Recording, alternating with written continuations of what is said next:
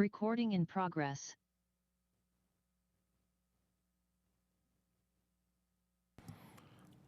All right, I will call us to order. First on the agenda, please rise if you're able and join me in the Pledge of Allegiance.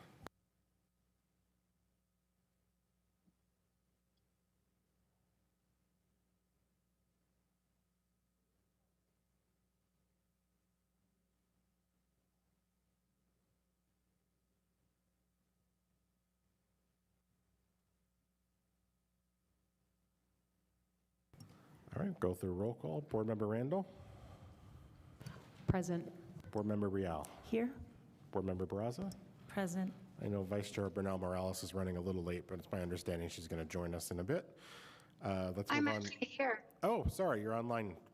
I am here, yes. Then Vice Chair Bernal Morales is here. Thank you. Let's move on to 1.4, our land acknowledgement. Pima Community College acknowledges that we're gathered on the traditional lands of the Tohono O'odham and Pasquayaqui peoples who have stewarded this land since time immemorial. We recognize their enduring presence and contributions to this region.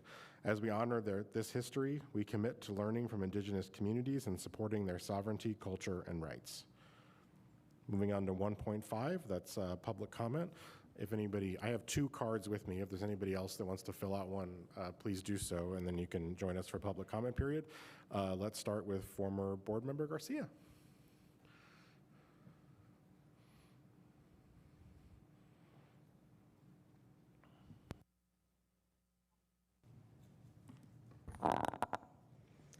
Good afternoon, board members, chancellor, and leadership. I am here to address concerns that I have in reference to the college budget. The method that the college budget is calculated, vacant positions are implemented as part of the budget. College buildings continue to be underutilized, and this costs money, and the upkeep costs money. Student ratio, 1 student to 50 staff members. Some areas in the college have 1 supervisor for 3 employees, and there's one that's even less than that. The board will be requesting voters to approve a $250 million general obligation bond. I agree that the college, in order to provide quality programs, need the funds. Pima College is extremely important to the Tucson community and business. But the college leadership needs to be held accountable. Waste should never be acceptable. Thank you for your time, and please consider performing audits for efficiency and cost savings. Thank you. Thank you. Next on my list, Michaela Hayes.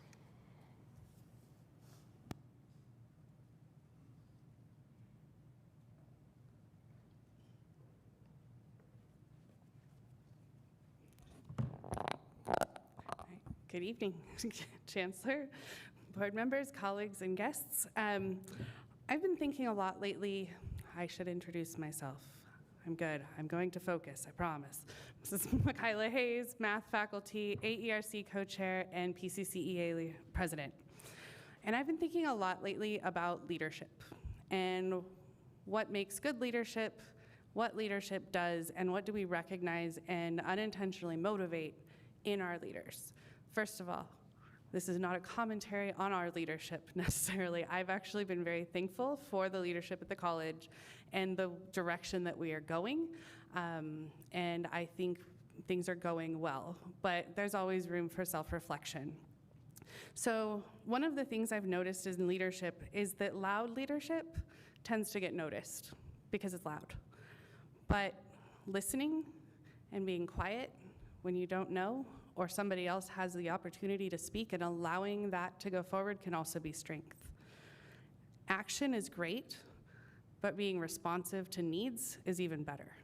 Making sure that you're listening and responding to the needs of the people underneath you and that you're serving.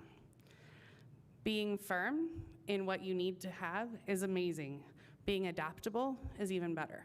So being able to set guidelines and work within them to make sure that we can have all of the things that we need in order to serve our students.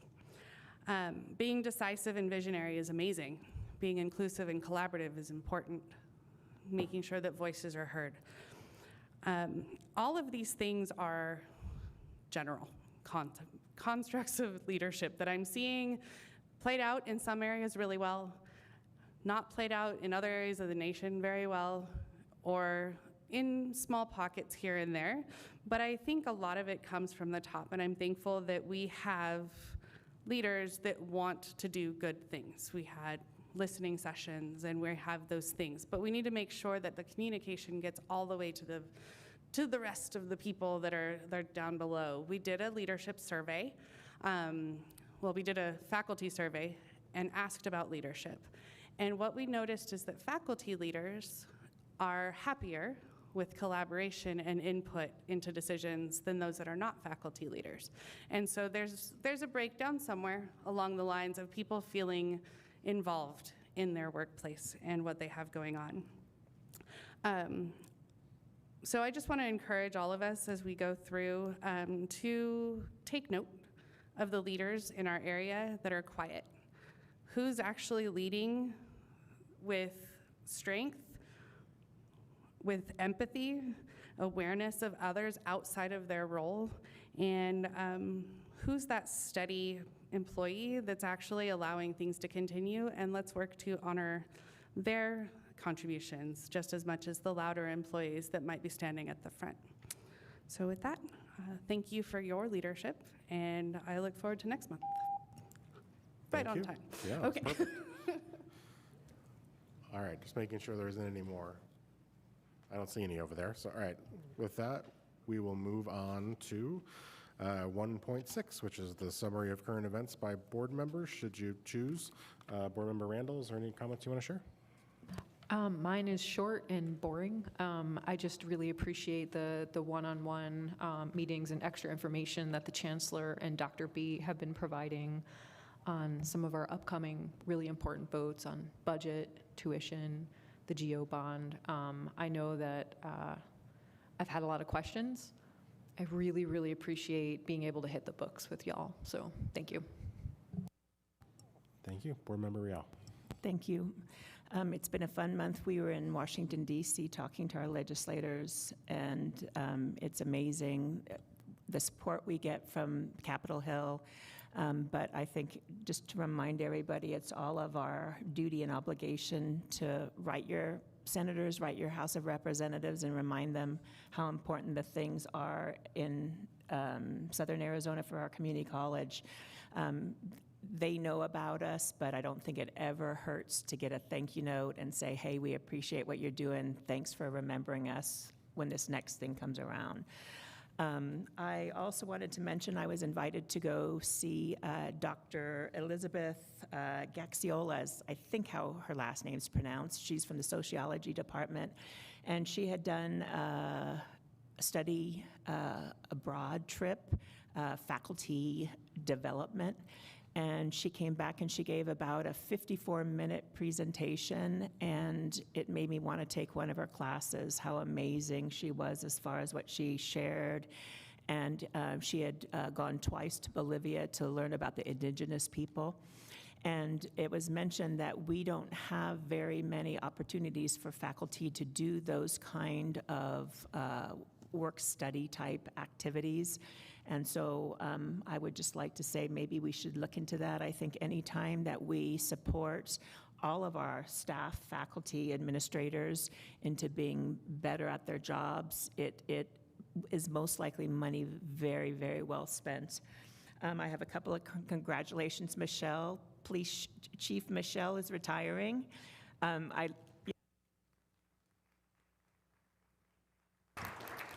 When I was new faculty in 1996, she had already been there for a couple of years, and I just remember how wonderful it felt having that safe, secure feeling from a really great, friendly person. So thank you for your years of service. I really appreciate you. And then two other things. The men's and women's basketball teams are having their championship games tonight at the West Campus for the women, and tomorrow night for the men. Starts at 7, so let's be really, really quick. That's all I got to say. Bye. Thank you. Board Member Barraza. I'd like to echo Board Member Randall's comments about the Chancellor and Dave be willing to meet with us individually to answer all of our questions and really prep for today's meeting. It's very appreciated.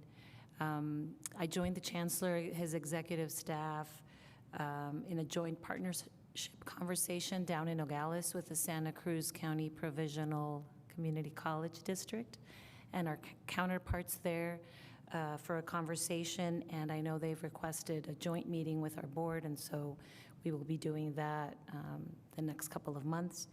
I also want to congratulate Chief of Police Michelle Newenhouse. I wasn't able to attend the retirement celebration yesterday.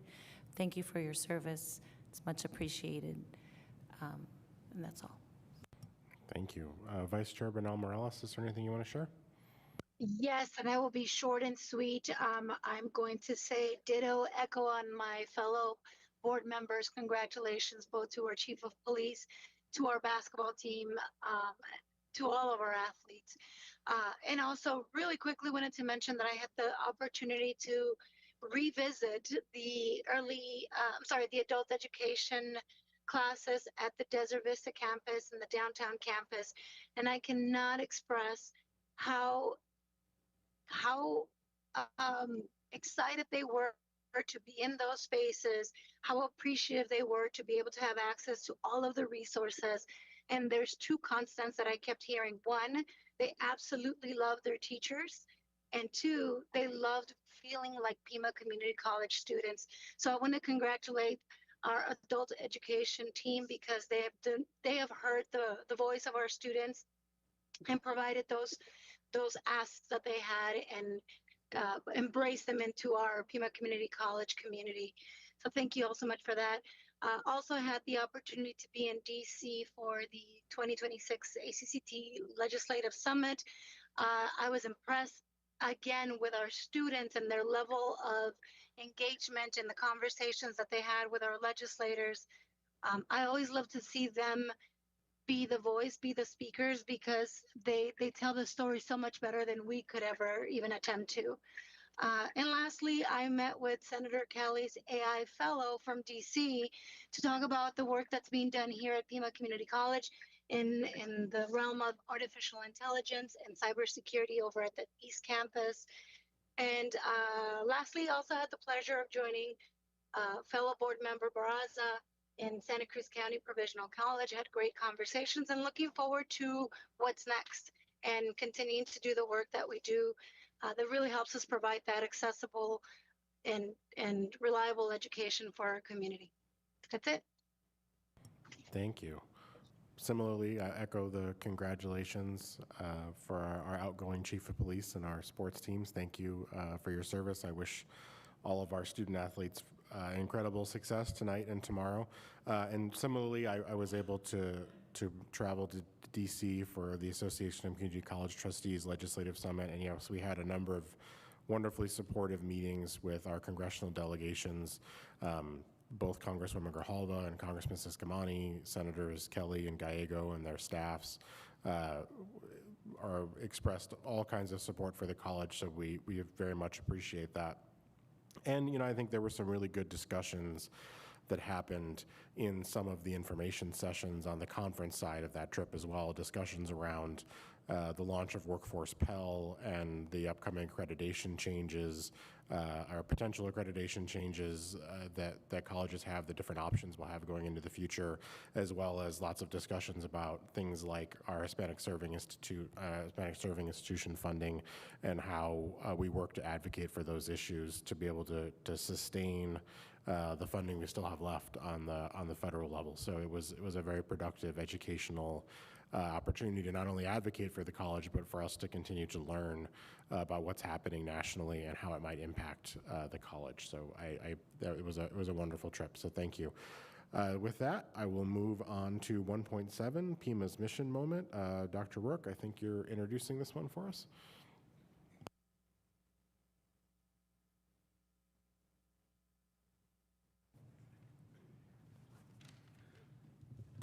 Good evening, Board Chair, Board Vice Chair, Board members of the Governing Board, Chancellor, colleagues, and guests. It is my honor this evening to introduce our Pima mission moment, and specifically our Pima Community College Paramedic Program. We are the first operate the first accredited paramedic program in the community. It was accredited in 2003, and we are the largest trainer of paramedics in the region. With that, I'm going to turn it over to Dr. Todd Kennelly, who has been serving as our new Dean of Public Safety since January 26th. Dr. Todd Kennelly. Oh, thank you, Doctor. Appreciate that. Good evening, Board of Governors, Chancellor. Thank you for having us here and looking forward to a quick presentation for you. All right. Are we up? Okay. Okay, well, I want to go ahead and talk about the Pima Paramedic Program and highlight the good things that we're doing here. So with that being said, we're going to go ahead and start with, like Dr. Work said, nationally accredited since 2003, so about 23 years been accredited. And we have Sharon Hollingsworth also, who is a peer assessor that does accreditation for a lot of the agencies on the national level. She is not with us here tonight. She's actually on a site visit, but we do have the team with us tonight to go ahead and talk about some of the good things that we're doing here. So the paramedic program, we train over 100 paramedics a year, and that's 53 credit hours of that program, and that's over 500 hours of real-world experience, whether it be clinical or ride-along time. So it's quite a few hours, and it's a lot of scheduling and balancing and so forth as far as getting the students through the program. So about 5 different classes a year. With that being said, we have a number of different modalities to go ahead and present to you as far as how we deliver the program. So we have a shift-friendly, a regional accelerated, and an Air Force accredited. So the shift-friendly, we talk about that. Fire departments work on usually a 2 or 3 platoon system, meaning shift-wise. So in the shift-friendly, for those departments that cannot afford to go ahead and pay the back pay to have people come and fulfill, they will be coming in on their off time to go ahead and take the course. Again, if as many credit hours as it has, it takes about 11 months to go ahead and do that course. The regionally accredited, which is the most common, the departments are pushing their paramedics through the program in a 6-month period. They have the luxury of taking them off the trucks, and all they're concentrating on the paramedic program during that time frame with backfill support for the community to make sure the trucks are covered. The Air Force runs the same program at about 4.5 months. The reason we're at 4.5 months is because we can work them 6 days a week, and they come in and out, and we have a contract with the Air Force, and we've had it for years. So they come in on a temporary duty assignment, and they'll be here for about 4.5, 5 months, and then they'll go back to their home station afterwards. So again, we asked what the community needed. This was the modality that they required, so we were able to go ahead and meet that need. These students are in class 8 hours a day. So we think about that. So when we talk about capacity, sometimes we might have the potential for 3 classes going at one time. So we need the space for capacity, not necessarily just real estate, but also the instructors.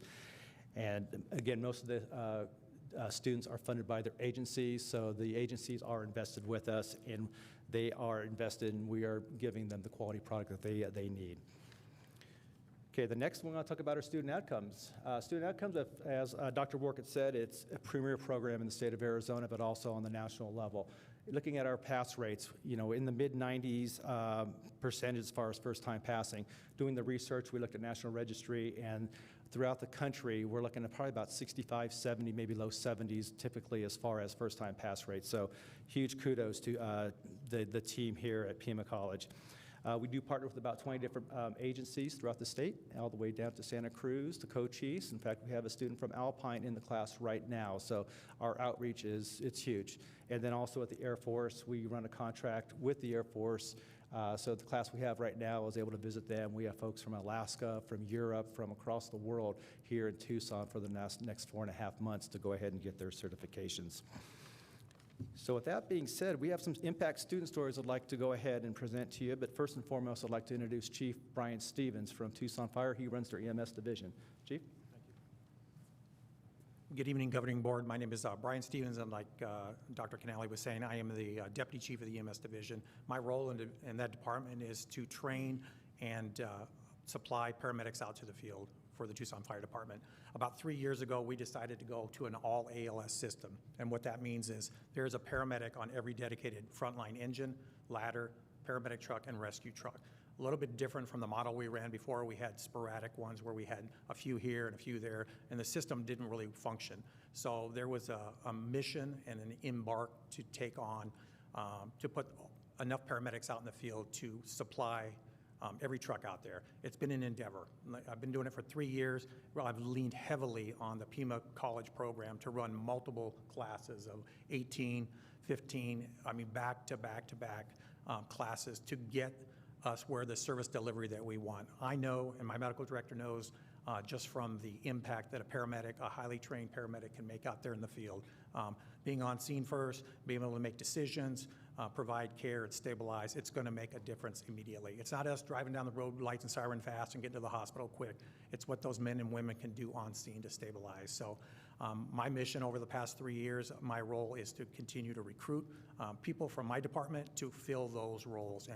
And I've leaned heavily, like I said, on Sharon Hollingsworth and her team to get me classes so I can provide the best service out there to the public. And it's not over. Like, I have 179 written on my board, and I've had that number on my board for 3 years, and I'm close. And we just graduated a class here in February. 18 more will be coming off the streets to provide that service and that impact to the department. So I'm going to continue to lean on this program. It's been a successful program. The medics that come out of the program for us, they're critical thinkers. They're highly functioning. They've had a lot of clinical and field time, and they provide enormous care out there to the citizens out there. So it makes a difference.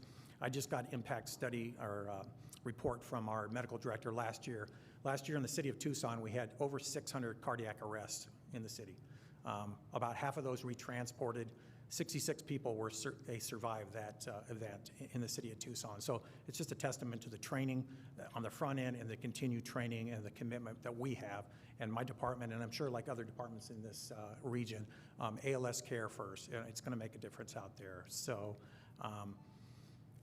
we have a lot of challenges, with attrition and retention. And so I don't see us taking our foot off the brake. So I need to lean on these folks. I anticipate 2 or 3 more classes right after that. So with that, I appreciate your time, the opportunity to highlight what we're trying to do and what impact it makes in the department. And I appreciate the program out here because I think it ensures that the community has highly trained paramedics out there that can make a difference in those critical, time-sensitive moments.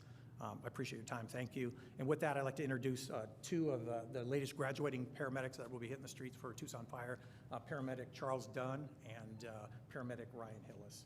Thank you. Good evening, Board of Governors. My name is Charles Dunn. I proudly served 7 years on active duty in the United States Army, where I trained and operated in diverse environments across the globe. During my military career, I completed more than a dozen medical training programs at varying levels of complexity and intensity. Those experiences shaped my professional standards and expectations for excellence in education and leadership. With that background in mind, I can state with confidence that the Accelerated Regional Paramedic Program at the Public Safety and Emergency Services Institute through Pima Community College stands above any training program I've gone through before. This program was both rigorous and demanding, as it should be for those entrusted with advanced life support responsibilities. However, what distinguished this experience was not only the academic intensity, but the deliberate and thoughtful way in which the faculty structured and delivered the training. The instructional staff fostered a culture of accountability, professionalism, and excellence. Their approach ensured that we were not simply learning to pass an exam, but developing the competence, confidence, and clinical judgment required to serve our community at the highest level. The program emphasized service above self and reinforced the responsibilities we carry as paramedics. The passion and professionalism demonstrated by instructors inspired both myself and classmates to elevate our own standards. They modeled the level of clinical excellence and ethical responsibility expected in the field, and that example has had a lasting impact on us. Academically, we built a strong and comprehensive foundation in emergency medicine within the classroom setting. The curriculum was structured in a way that allowed us to master core concepts before transitioning into hands-on application. Shortly thereafter, we applied the knowledge in a controlled skills lab, simulations and scenarios-based training designed to refine our technical abilities and decision-making under pressure. During our clinical rotations and field internships, we were paired with experienced medical professionals who challenged us to perform at the top of our scope of practice. These experiences allowed us to integrate classroom knowledge with real-world patient care, strengthening our assessment skills, clinical reasoning, and the leadership abilities. We were not passive observers. We were expected to function as paramedic clinicians under supervision, preparing us directly for independent practice. This program did more than prepare us for certification. It prepared us to enter the paramedic workforce ready to serve immediately and completely. It has equipped us with the skills, discipline, and professional mindset necessary to provide high-quality advanced life support care to citizens of our community. Thank you for your time and for your continued support of educational programs that directly strengthen public safety and community health. All right. Board of Governors, Chancellor, thanks for having us. My name is Ryan Hillis. I'm a firefighter paramedic, newly, at the Tucson Fire Department. I've been there for about 3.5 years and recently completed the Accelerated Regional Paramedic Program offered through PSESI and Pima Community College. As participants in this accelerated program, my colleague and I and Charles Dunn, 16 other firefighters from Tucson, were temporarily removed from suppression duty and taken off shift to fully dedicate ourselves to the academic, clinical, and field training requirements. This commitment represents a significant investment from the City of Tucson and the Tucson Fire Department. In total, more than 6 months of training pay was allocated for 18 firefighters in addition to tuition expenses. The department also incurred substantial overtime costs to maintain operational coverage during our absence, but most importantly, our temporary removal from field operations placed additional demands on our fellow firefighters who had to continue to staff apparatus and serve the community while we trained. I share these details to underscore the value and importance of the programs offered by PSESI and PCC. Pulling firefighters off shift to pursue paramedic certification is not a decision that's made lightly. Departments nationwide, including Tucson, face ongoing staffing challenges. Every member removed from the field represents both a financial cost but an operational strain. PSESI has earned a deserved reputation for excellence. The program is structured, efficient, and outcome-focused, consistently producing highly competent paramedics with an exceptional national registry pass rate. Over the years, PSESI has prepared countless EMTs and paramedics who now serve the citizens of Tucson with professionalism and skill. From the outset, my goal was to complete the program efficiently and return to my crew as quickly as possible. The accelerated structure allowed us to do exactly that. It is a demanding and rigorous course of study designed not simply to meet the minimum standards, but to prepare us thoroughly for the realities of advanced pre-hospital care.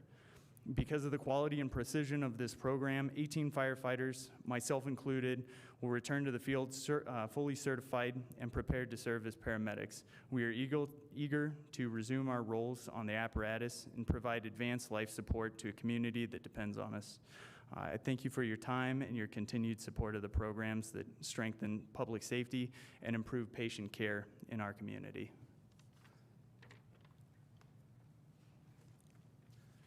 Okay, so that is the student success stories. And again, I would just like to take a quick moment just to thank our paramedic team at Pima Community College. Ms. Sharon Hollingsworth, like I said, who could not be with us here tonight. She's on a site visit. Cece, or Chris Christensen, Scott Lackey, Marie Cisneros, and we have Connie here as well, and the 75 workforce staff that helps support the program. And that is all I have for this evening, pending any questions. Thank you, all of you, so much. Any questions? I just have a really quick comment. When they put the numbers up there, and it was the very bottom row, it was the national rate of passing the exams. And I've been to, I'd say, 4 or more of these graduation ceremonies each year for the last 3 years. And every year, Sharon or CC, somebody told me that their graduation rates was like 100%. Almost always, it's 100%.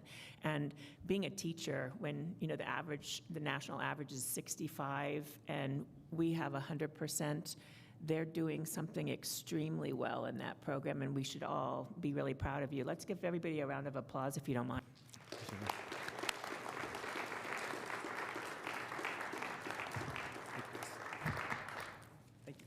I don't have any questions. I just want to say thank you for your service. Thank you all. We appreciate it. All right, moving on to 2.1. There are no administrative reports this evening, so we will move to 2.2, our reports by representatives of the board. Those reports were all submitted in writing, but if there's any additional information you want to share, or if the board has any questions, I'll go through there. So we'll start with our student report. Hector? No additional information. All right, any questions for Hector? No? All right, thank you so much. I appreciate it. Our faculty report, Sarah Kirchhoff. Good evening. We have no additional information. All right, any questions for Sarah? Actually, Yes, I do please. have a question for the student senator. Yeah. In your report, I read that you guys are going to have a survey of the students about their needs and things like that, and I think that's a great idea. And so if you need any legwork or anything like that, let me know, and I can stand at a booth or something like that to make sure students know we really want to know what they're thinking and needing and all of that. And thank you for doing that. I think it's really important to hear those voices that we don't always hear. All right, our adjunct faculty report from Sean Mendoza.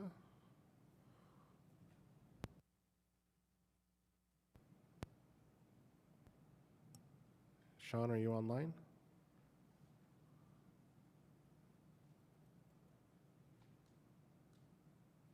Nope, not hearing any. Let's move to the staff report. Don Harp. Good evening, representatives of the board, chancellor, colleagues and guests. This is Don Harp, staff representative to the board. I do want to wish Chief Neuenhaus good luck on her new chapter in life and thank her very much for her community-based and education-based policing approach over the many, many years I've worked with her. Staff and students are very grateful for her, and I am very sorry I didn't make it to her ceremony yesterday. I also want to welcome Abe back to Desert Vista campus.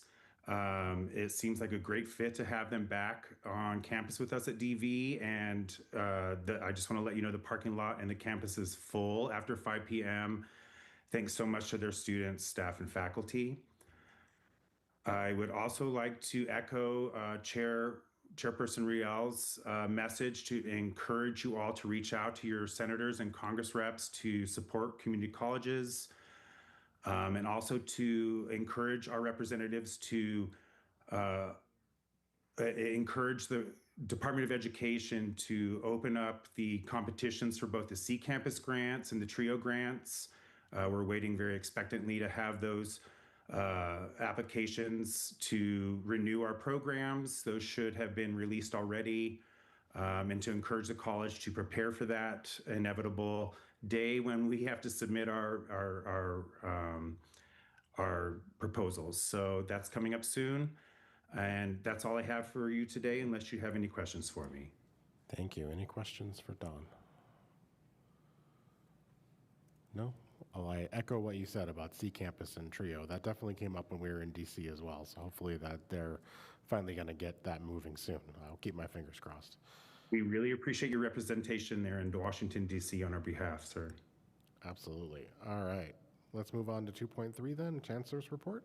Chancellor Nassi. Great. Thank you, Chair Taylor, Vice Chair Bernal Morales, board members Riel, Barraza, and Randall. Good to see you. Thank you all so much for being here. Also want to welcome all of our students, our faculty, our staff, our community members. Welcome our paramedic team. Thank you so much for that report. A great deal has happened at the college since our last meeting on February 2nd, and the board previewed some of the work that's been happening across the college since that. I just want to briefly highlight several areas of progress and engagement across the institution. First, I want to thank the board for really their thoughtful and productive study session that we held on the 17th of February.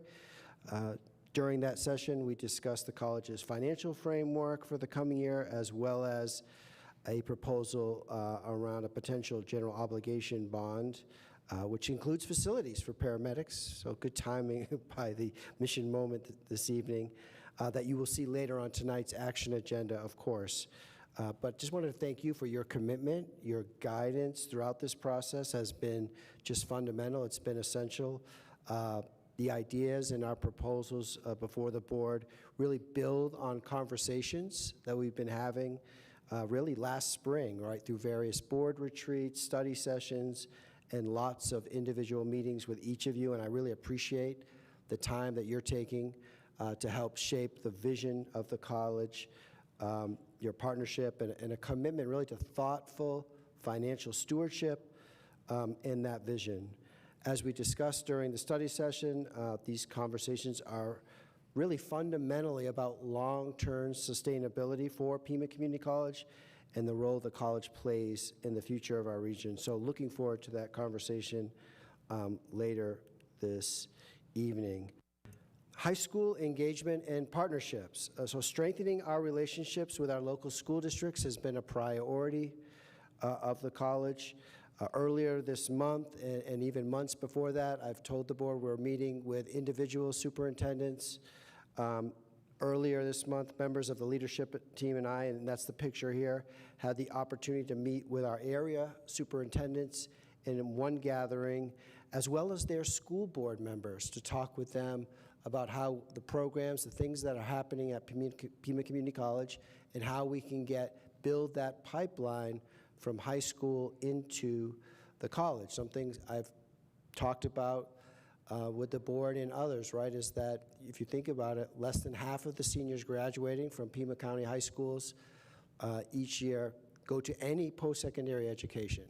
And so the superintendents, their school board members, myself, we all see a pathway, and certainly Pima wants to be part of that solution to give more people that opportunity. So these partnerships are really essential in ensuring that students understand the pathways available to them through dual enrollment, certificates, associate degrees, and ultimately career opportunities here in Southern Arizona. And we'll continue to build on those partnerships. We heard, thank you again to the board members for participating in our national legislative advocacy efforts, the Association of Community College Trustees. So great, thank you for coming, joining members of our students and our staff who traveled to DC to participate in the legislative summit. As we have heard, and I want to reiterate this again, priorities, federal Pell Grants, right, are critical to the college, critical to the institution. And so we want to ensure that those continue to be funding. And in fact, expanding Pell eligibility for our students is critical, as well as programs such as TRIO, other institutional aid was a real priorities. Just a shout out to our student team here. They were amazing. And they're really, as you know, the star of the show. No one wants to talk to us. They want to talk to the students. But Sebastian, Zamir, and Cheyenne just did an outstanding job representing all of us and speaking to advocacy for the college. So it was great, and thank you so much for your participation. The Santa Cruz Provisional Community College. You know, we're really proud of our work happening and the support we're providing in Santa Cruz. Lots of opportunities for growth happening in Santa Cruz. Thank you to Board Member Bernal Morales and Board Member Barraza for joining us. This is members of their board down there. Great conversation. Look, we're proud to serve as the sponsoring institution for the Provisional College, and really it's a valuable opportunity to continue to expand opportunity, access to great post-secondary education, a lot of growth happening in Santa Cruz, and so we're excited to be working together to expand access there.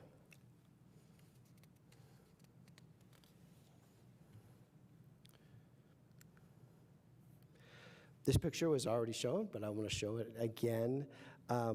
Just so great to attend. Always favorite part is to attend the paramedic graduation ceremony for our newest paramedic graduates.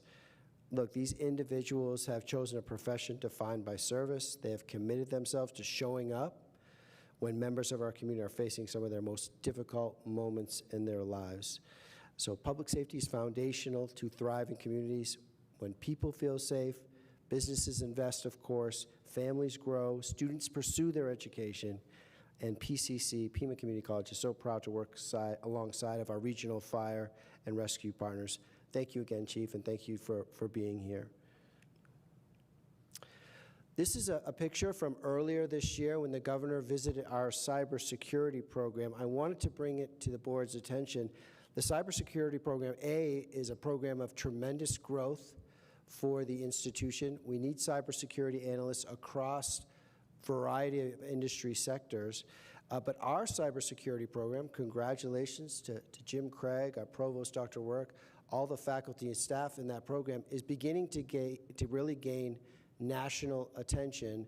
We had a reporter reach out to us from U.S. News and World Report to recognize our program as really a national benchmark and leader in cybersecurity. And one of the few community colleges really advanced in this work. As you know, we work with the state of Arizona. That's why the governor was here, and they wanted to report on that. Just wanted to speak to the quality of our programs. And I'll leave this slide up.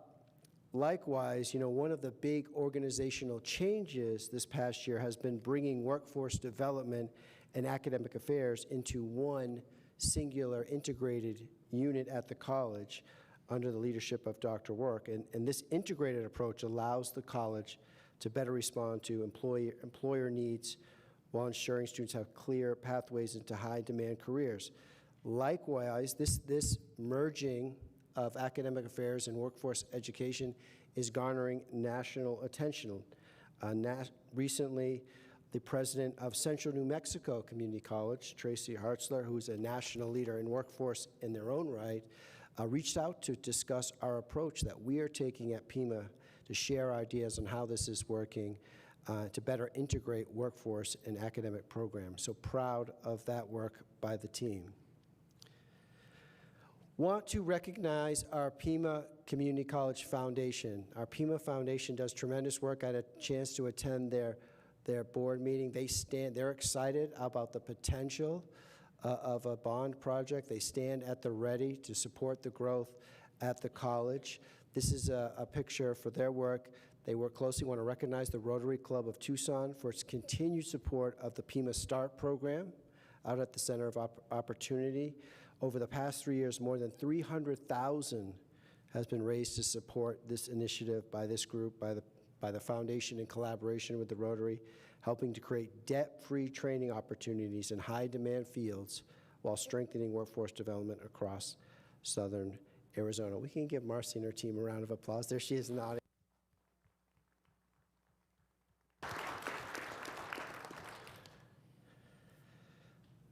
Community engagement. This is the fun stuff.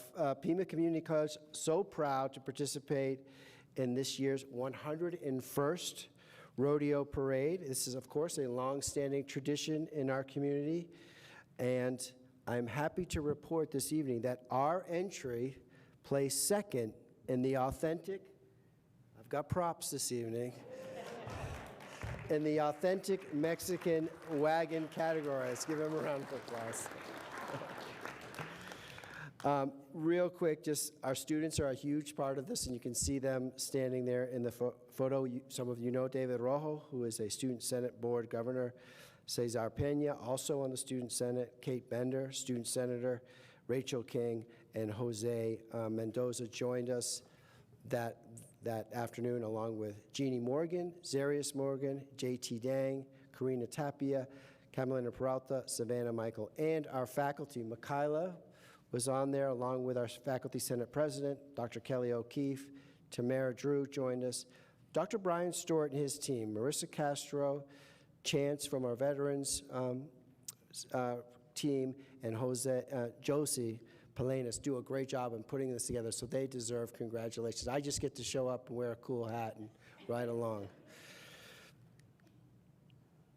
You mentioned athletic success, and again, want to recognize the outstanding performance of our men's and women's basketball teams. Men's completed its second, think about that, consecutive undefeated regular season with a 30-0 record. As Board Member Real pointed out, they play tomorrow evening and earning their #1 seed in the tournament. And likewise, our women's team, exceptional season, 24-4, and they also have the #1 seed in the regional tournament, and then the nationals after that. So really proud of our athletics. And with so many great things happening at Pima Community College, I'm pleased to report, not surprised, that our spring enrollment continues to show really positive momentum. Still with room to grow, with classes being offered in March, we're serving 18,030 students as of this morning, and that's 877 more students than the last spring. So continued growth across our programs, and we'll see that even continue.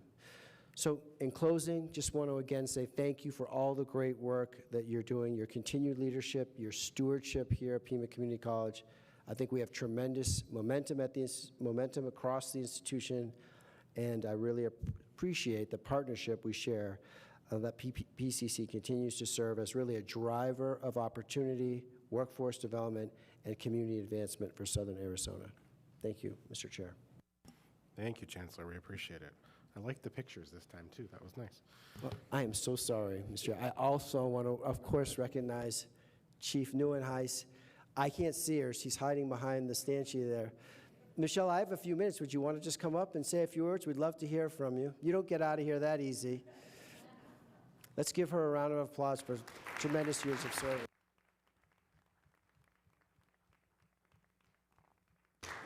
Thank you. I had contemplated a card for a call to the audience, and then I thought, well, so here I am anyway.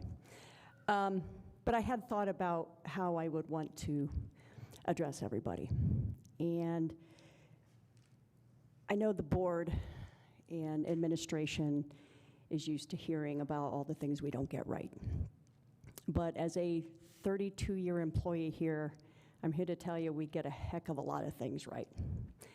And when you see that, frankly, employee-supported consistency across 32 years with varying boards, varying chancellors, varying administrators, and you just can see that this institution, I know we're committed to our students. We absolutely are. That's our focus. That's our customer. That's our goal. That's who we are. But we do a really great job of taking care of our people like 99% of the time. And I think you see people stay here, and you see people leave and come back because we do a really great job most of the time. And I think there's a lot of institutions and organizations out there that can't say they have that same track record. And so it's a culture here, and I think it's a healthy culture that is a joy to work in. And it has just been a privilege and an honor to spend 32 years supporting all of the people who have worked and or attended this institution. So I just want to thank the board, thank the chancellor, and a lot of the longstanding administrators and employees that are in this room that I have developed those incredible relationships with over that time frame. So thank you.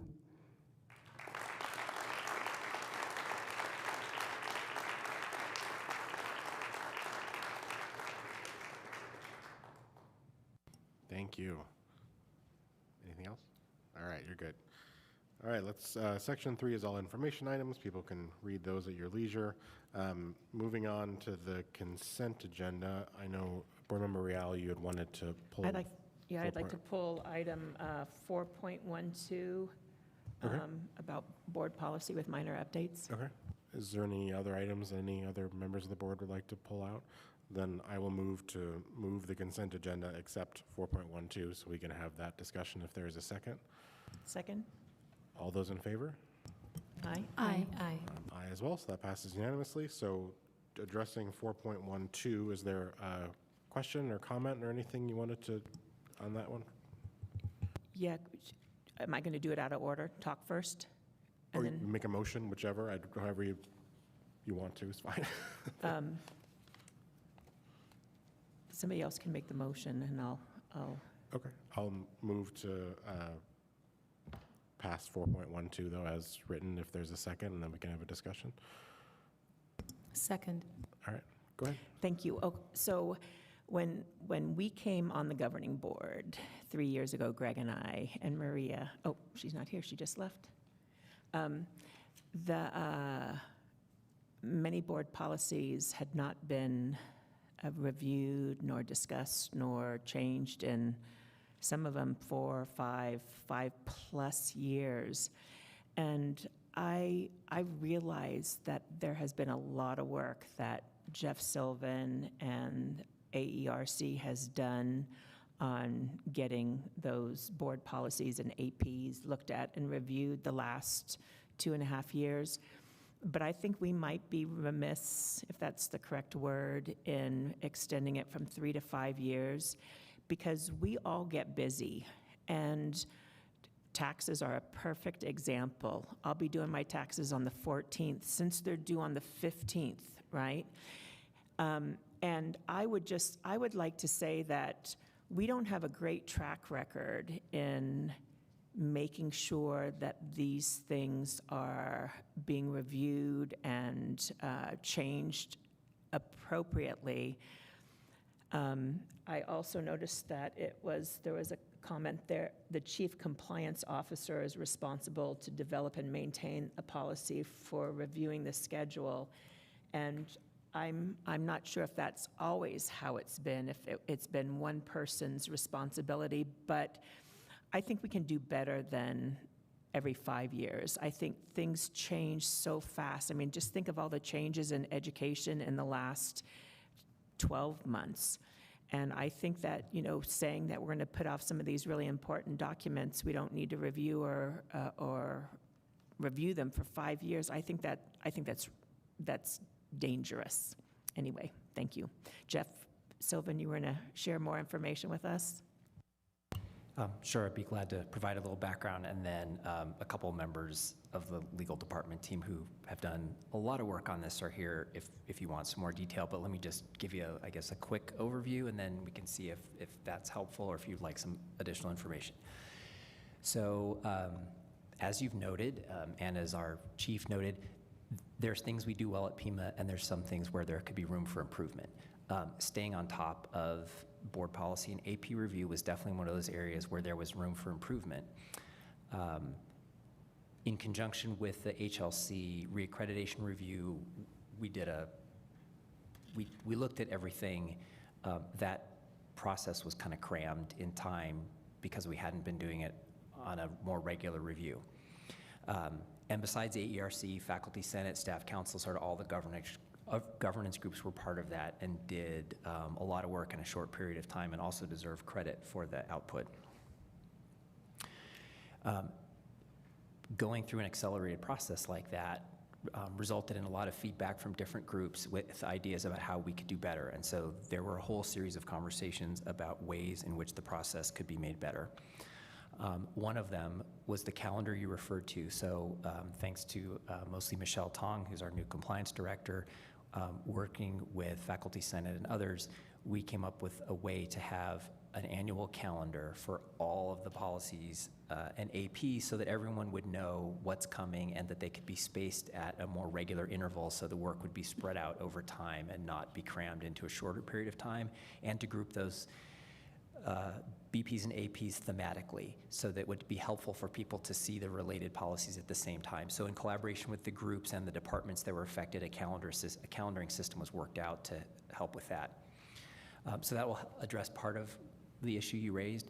The other part, what's the rationale for going from 3 years to 5 years? So one thing to keep in mind is that that's the outside time within which something has to be reviewed. It could always be reviewed sooner if necessary. And we have a mix of policies and procedures. There are many that are in areas that are pretty well established and are not likely to change very frequently. So for example, law, regulation, and college policy on non-discrimination hasn't really changed much. Those rules have been pretty static. We had a very significant effort to look at academic freedom. That's a very well-established concept that's probably not likely to change very regularly. So there are a lot of policies that probably don't really need to be looked at every 3 years, but they certainly can be, and if any issue comes up, that is always a time interval that can be evaluated.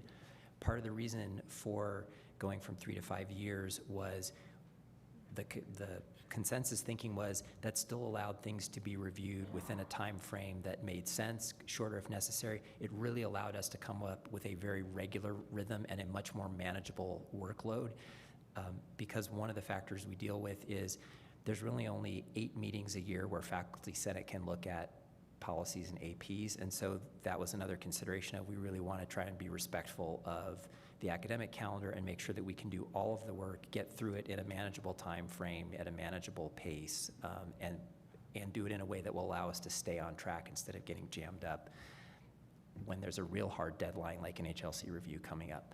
So hopefully that helps. Like I said, there's a couple members of the team who've spent a lot of time working on this with all the different governance groups, so I'm sure I'd be happy to provide a little more background if that would be helpful. I guess I have a second question. You know, I've been concerned primarily with those two BP 1.25, which we passed a year or so ago, but it took more than a year. And then the shared governments, you know, a document on shared governance also has been more than a year.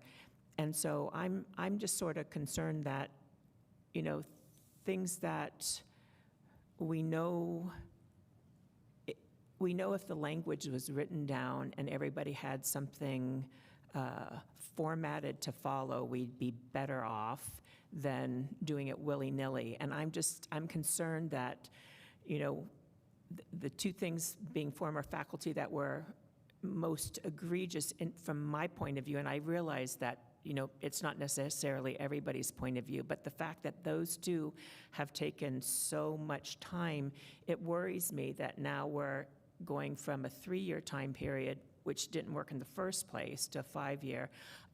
I didn't talk to anybody in faculty or staff, so this was just coming from my point of view. I'm not saying I'm not going to be okay with it, but if, you know, in the next 2 years, if things start seeming that we're not, you know, if shared governance doesn't happen quickly, I'm going to start being really, really grouchy, just saying. Okay, thank you. Any other questions or comments from board members? No. I'll call the vote on 4.12. All those in favor? Aye. Aye. Any opposed? Nope. All right, that passes unanimously. Moving on to section 5. Chancellor, you wanted to introduce the action items tonight?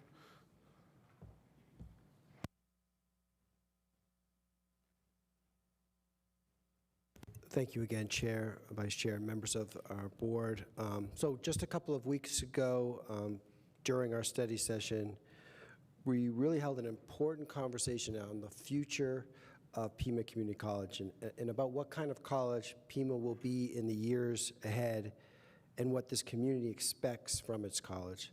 So tonight, in the action items, we return to that conversation with proposals before the board for your consideration.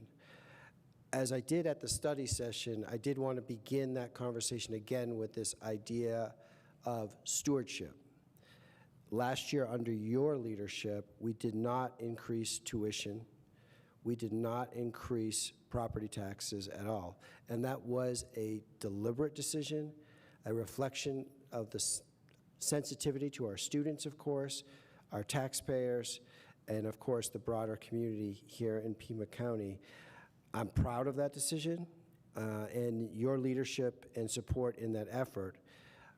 And as we discussed during the study session, we cannot make that decision every year, unfortunately. Costs continue to rise, certainly in our utilities, construction materials, insurance, technology infrastructure, and healthcare for our employees, where we're seeing dramatic increases.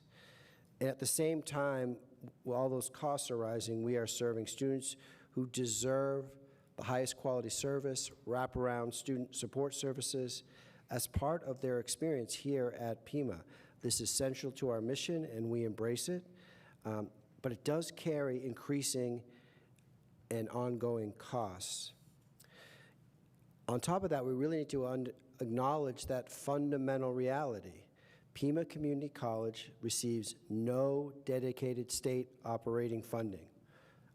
Along with that, federal funding streams, as we have discussed, and we discussed at length with our visit to the Capitol, have also become increasingly uncertain.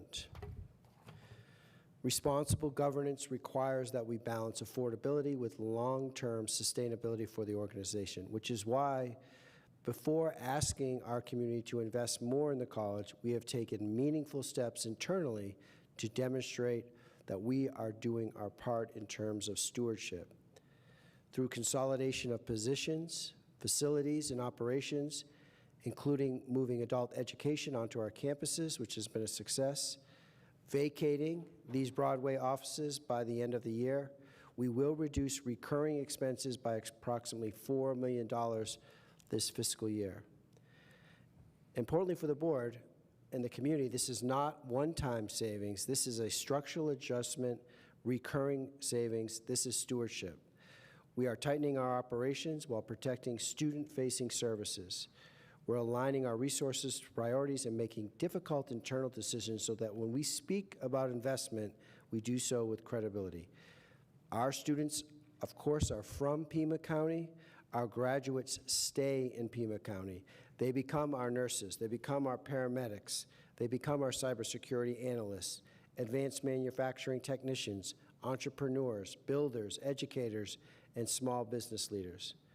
When we invest in Pima Community College, we are investing directly in the economic future of Southern Arizona. And so let me say this clearly, Pima Community College is the fastest path to building that educated, that technologically proficient, that more and more AI-enabled workforce. We're not one of the fastest, we are the fastest.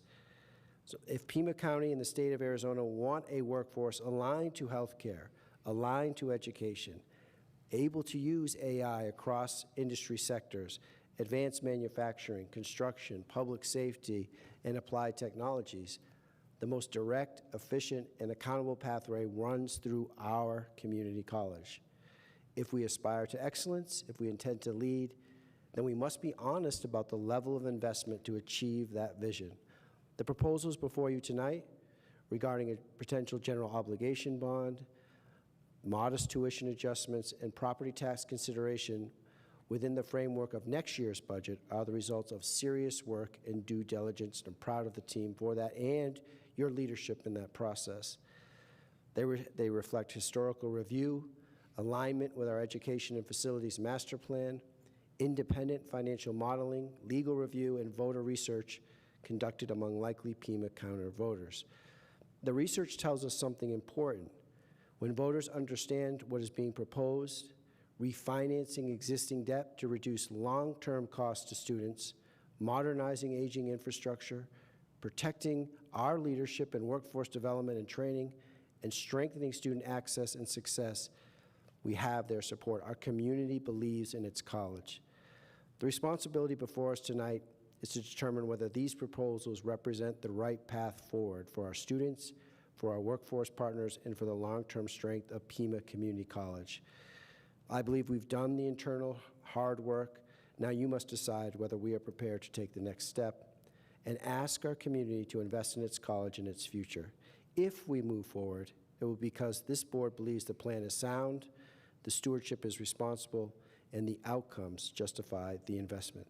Thank you again so much for your continued leadership. We are so grateful for that stewardship of this great institution, and I look forward to your consideration of these items this evening. Thank you. Thank you, Chancellor. Dr. B, I think you have a short presentation for us about 5.1 before we discuss and vote. Can we put up the budget one first? Thanks. Chairperson Taylor, members of the board, Chancellor Nassy, colleagues and guests, in your packet tonight is the recommendation to approve proposed tuition increases for fiscal year 27.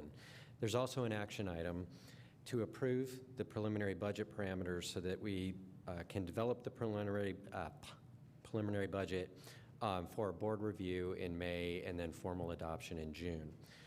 In terms of the budget timeline, tuition is the first formal action item that we take in this string of decisions that get consolidated into the budget. But what I'd like to do, if the board is okay with it, is go through the budget parameter presentation first, because it sets the context for why the proposed tuition increase is in front of you tonight. Then I'll move to the tuition increase presentation, and then we'll do the bond after that. So that's the only reason I'm changing things up a little bit. No, that's fine. Do you want us to have the discussion out of 5.2 before 5.1 then? Or I don't know if you need to in terms of my presenting. So what I can do is present the budget parameters and tuition together, and then let you guys act on them. I think would probably be I think that's the thing that would make the most sense. Okay. Okay. All right. So as you know, when we start the budget process and how we develop the budget here, we have a series of priorities, most of which are continual. We want to continue operations that we've been doing for a number of years. We want to make sure that the budget has the capability to handle new strategic initiatives, new priorities that might come up. And then we talk with the board through a series of conversations in terms of identifying particular priorities. One of the things to continue funding through these priorities that have been established over time, again, is to continue operations, but then also to sustain the classification and compensation structure that we did a wholesale renovation of about 4 years ago. And there are components of that that have annual increases tied to them, and I'll walk you through that. And I know you know what they are, but I'll say them for you again. Then we get into funding mandatory contractual increases, preparing also, as we know, for new things that might come up, one of which is the costs related to the general obligation bond. And then, as Chancellor Nassy stole my thunder, one of the lead-in elements to this, and it's what's really important to understand that going into this budget this year, is in the current year, we did not do a tuition increase. We did not do a property tax increase. How we were able to do that is by building into the budget the goal to reduce expenses, ongoing expenses, by $4 million. We're on track for that. We're at about $2.6 million at this point. I'm fully confident we'll reduce by $4 million by the time the year is over. Continued, like each month, we have additional savings that we've identified, and I know that there are a number of positions that we have retirements upcoming that we know we're going to close those positions when those retirements are finished. One of the things also to keep in mind is that the college has a long-standing commitment. I would say commitment. It's not a formal commitment, but every time we talk about the budget, the goal is to do as much as we can to keep tuition increases as low as possible and to keep property taxes increases as low as possible. So as evidence in the current year, we didn't increase tuition, we didn't increase property taxes this year. To give a little bit of context about how successful we've been over the last 10 years, the average tuition increase over the last 10 years has been $2 per credit hour, and the average increase over that period of time is 2.3%. The taxes increase over the 10 years on average is 1.7. So for tuition, we did no tuition increase in 2022 and 2026, and we did not do a property tax increase in 2021, 2022, and 2026. So over that 10-year period, we've done a number of times where we've been able to hold one or the other as low as possible. And again, I can tell you that how we build the budget is the goal is to keep those as low as possible. The challenge on an ongoing basis is those are our two revenue sources that we have discretion over. And so that's a good lead-in, I think, to where we're at now, where we have, I'm going to skip over that one for now. Going into the year, as I talked about, continuing our operations as we go, continuing the class comp structure, and providing a moderate increase for our staff and employees, faculty at the college. The upcoming budget, what we're looking at is a pool increase of about $4 million. that provides enough to give the greater of either 1 year of experience with how the class comp structure works, or a minimum increase of 2.5%. So the minimum increase a regular staff faculty person would get would be 2.5%. Could be a little bit higher than that depending on where they are at in their scales. And then on the adjunct faculty side, an increase of 3% to the adjunct faculty load rate. That, as I mentioned, is an increase of about $4 million. And then on the ongoing, keeping things going as just keeping operations going, on the medical side, unfortunately, we have a major increase in costs for our employee medical benefits. We're expecting that the budget has to fund up about $6 million. We are working with the employee work group, and that will be the next item that you see in April. We're going to give the proposed benefit structure. We have a couple of cost reduction ideas that have been supported by the employee benefits working group, but by and large, we have a large increase that we have to fund up. So we know we have about a $10 million increase just on the personnel side. I'm confident that because of the reductions we've put in place on the operating side and other efficiencies we're looking at, that we won't need to increase significantly or noticeably on the operating side. So really what we're looking for is to find additional revenues to cover that $10 million. Again, I know you've all heard this because we talked about it at the study session, but I want to sort of reinforce some of these points. What we're looking to do in terms of the proposals is, and this is where I'm going to then shift over to the tuition proposal, where that would generate the different ideas and recommendations we have. Will generate about $4 million of additional revenue on tuition. And then the recommendation is to do a 2% increase to the property tax levy. That will generate about $4.7 million. I'll give you one caveat, which is that we learned this week, in fact today, I confirmed, it looks like the Pima County has some reassessments and valuations. So, and it's not good news for us. It looks like some properties have been reassessed down, and that our revenues are going to go down a little bit from this. I think within the scope of the next few months, we'll be able to find that within the budget, but it looks like there may be a reduction of about $500,000, unfortunately. Other revenues aren't going to change noticeably, and then balancing it through the continued work that we're doing on efficiencies, identifying when we can consolidate positions, when we can identify some operating savings. We're going to build into the budget a goal of, instead of a $4 million goal like we had this year, a goal next year of $1 million. And then as you've seen, because this is similar to what we showed in the study session, this is sort of the balancing act of the ongoing operational budget and where we get to. And then I'll pause there if the board has any questions on budget parameters, and then I'm going to shift over to giving more detail on the tuition proposal. I have a question. With this reassessment that you learned about from the county, does that make you rethink the property tax increase proposal? Because we're at a point where I think we've got some additional savings that we have in mind, I think that it's okay to not do to not raise it. But what I want to do is sort of keep that in the back of your mind, that we may, in terms of what the actual property tax proposal, the decision for that is really in May. So we have a little bit of time to really refine the numbers, see if anything else surprising comes up. Otherwise, I think we can do it within the 2%. I would prefer to continue to do the 2%. It's the more normal amount that we've ever done, and is sort of what we've been building the budget on at this point. So curveball notwithstanding, I think we'll be able to find a way to cover that. But we'll keep you posted on that if we think that we should do something a little bit higher than a 2% increase. And is the 500,000 figure that you mentioned with the proposed increase, or that's before? If we do the 2%, that $4.7 million of additional, let me just back up one. So property tax, so that would be more like 4.2.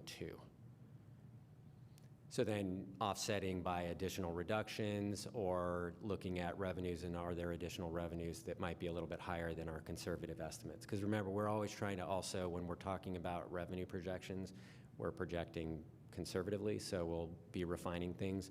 And again, we'll keep you posted if we think that there needs to be a change. I don't really think we'll need to make a change. I think we'll just be able to absorb it within the structure. And, you know, one of the things that we could do is just say position reductions via attrition and other operating savings, make that target 1.5. That would be another way to balance it. Any other questions or comments for Dr. B? And again, we've provided for the board the sort of different times we're going to have discussions. The next big item will be the benefits, which will come to you next month. And then we did provide the relative tax rate compared to our peer institutions. So as you can see, Pima has a relatively low property tax rate compared to the peer institutions, and that will continue even with that increase. Okay, we can switch to the tuition one now.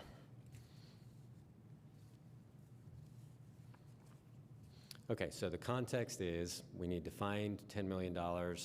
We have almost $5 million minus the 500, but that's an inconvenience that happened this week, that we're looking at balancing the additional costs through our two discretionary revenue sources.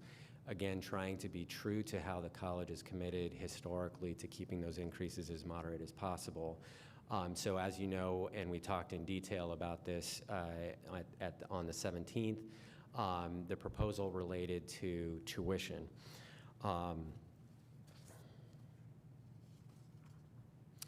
As you know, that we have a proposal that includes an increase to in-state tuition, so that's the typical increase of $2.50, and then some changes to differential tuition that's come out through a series of conversations with the board over the last few years, looking at these high-cost programs, making sure that the tuition revenue is sufficient to continue to provide adequate support for those programs. And then I'm not going to get into it tonight because we talked about it the other day, but the model that we use as an institution to identify how to identify what programs or disciplines qualify for differential tuition, what the different differential tuition rates are, and then the recommendation for what the increased rate is. And this most simple answer to all of this is that it's trying to maintain a relative share of the direct instructional costs of between 20 and 25% being funded by tuition. That's a very small fraction. What it means is that all of our programs are heavily subsidized by property taxes. That's how our programs are, how our tuition is so low compared to private or other institutions, and something that we're quite proud of. But the idea is let's make sure that we have mechanisms that maintain a healthy balance between those two measures. So looking at the differential, the overall recommendation is to update the disciplines that qualify for differential, and we went into those in detail on the 17th. One change that has happened since then is we did a subsequent review of the education program that had two different sub-programs or two different sub-disciplines that had qualified according to the measures.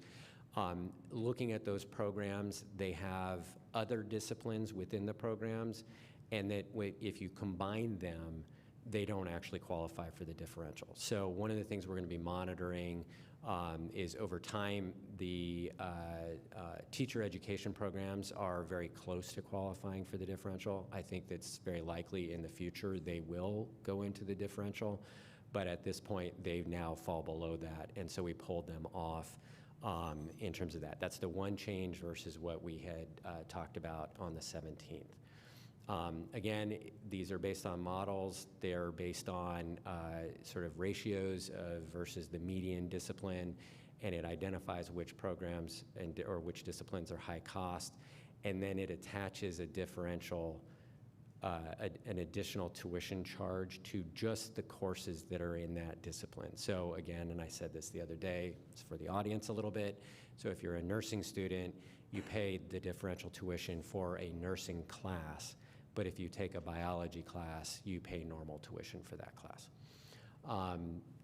just outlines in here some of the different groups that we went and talked to about this. Again, getting feedback from them related to the tuition proposals, making sure people were aware of what we were looking at and the rationale behind it. And again, this just summarizes what the different logics are. And again, we went through all of this in the study session, so I'm not going to go through it all. But we included it in the slides so that people who may not have seen that presentation can read it and understand it. And with that, I will ask if the board has any questions related to the differential tuition or the tuition proposals, which again is a $2.50, a proposed increase of $2.50 to in-state tuition, and then the changes to the differential tuition that are outlined in your packet. Any questions from the board for Dr. B? No, I'm not hearing any. All right. Thank you. So we have 5.1 and 5.2. We can just take them in that order. So let's just start with 5.1. Is there a motion on 5.1? I'll move the item. Is there a second? Second. All right, any discussion? Chair Taylor? Yes. I just want to say that I support this modest increase. And since we've moved item 5.1, I'll keep my comments relegated to that one. My comments will be fairly similar throughout. I do think it's a modest increase. I think it continues to support our mission to provide top quality education to our students. I think it continues to support our hardworking faculty and staff. That's why I support it. I think it maintains affordable tuition. I want to acknowledge that increasing healthcare costs are affecting not just our institution. This is something that we're probably going to have to continue to look at year after year. This is not something that we can control. And I appreciate that we are not passing the burden of this increase to the faculty and staff. I will likely be a broken record saying again and again that I think it is deeply devastating to our institution that we don't receive state operational funding. That's a theme that we seem to touch on a lot. And that figures, that's part of the calculus for why I also support this. Because we lack that revenue stream, we need to make it up elsewhere, and we need to do it responsibly, and we need to be sustainable. Once again, Chancellor and Dr. B, I appreciate the extra time that you have given to me and to some of my colleagues who have hounded you for more information and for more conversation, and we've gotten pretty deep into the numbers. I know that I personally have hounded you for more efficiencies and more creative ideas for revenue streams. I think that's going to continue to be a work in progress. I also want to make sure it's known, and I said this to you the other day, that as far as those efficiencies go, it's important that we take a scalpel rather than a hammer to these things. That takes time, it takes thought. It's a worthy endeavor, but I think we have to be careful about it. For these reasons, that's why I'll be supporting it, and I would urge my colleagues to do the same. Thank you, Chair. Thank you. Board Member Real, do you have comments? I also will support these measures, although it does sort of go against my intuition or what I believe we can do as an institution. I do think that we need to look at the money we spend on everything and ask ourselves, is this, whatever it is, worth maybe 10, 15 students not being able to take that second class they want because, it's more than they can afford. $2.50 per unit isn't anything for me, but I know some of my students over the years, and I taught, usually between 35 and 36 students in a class, 5 to 8 classes a semester for 23 and a half years, and I can tell you that there were many times that students can't afford stuff like this. And so I am concerned that we are, I can afford the tax increase. 2 years ago when we did it, it ended up being under $19 for my house over the year for Pima College's tax. I can afford that. That's only like 2 Starbucks, and I don't even go to Starbucks, but that's how I always equate it. I would like us to be more careful in how we spend our money. And I did get, thank you, Dr. B, for the information. It still doesn't make me feel that I still have those feelings, so I'll do a little bit more investigation myself, and then we'll talk some more.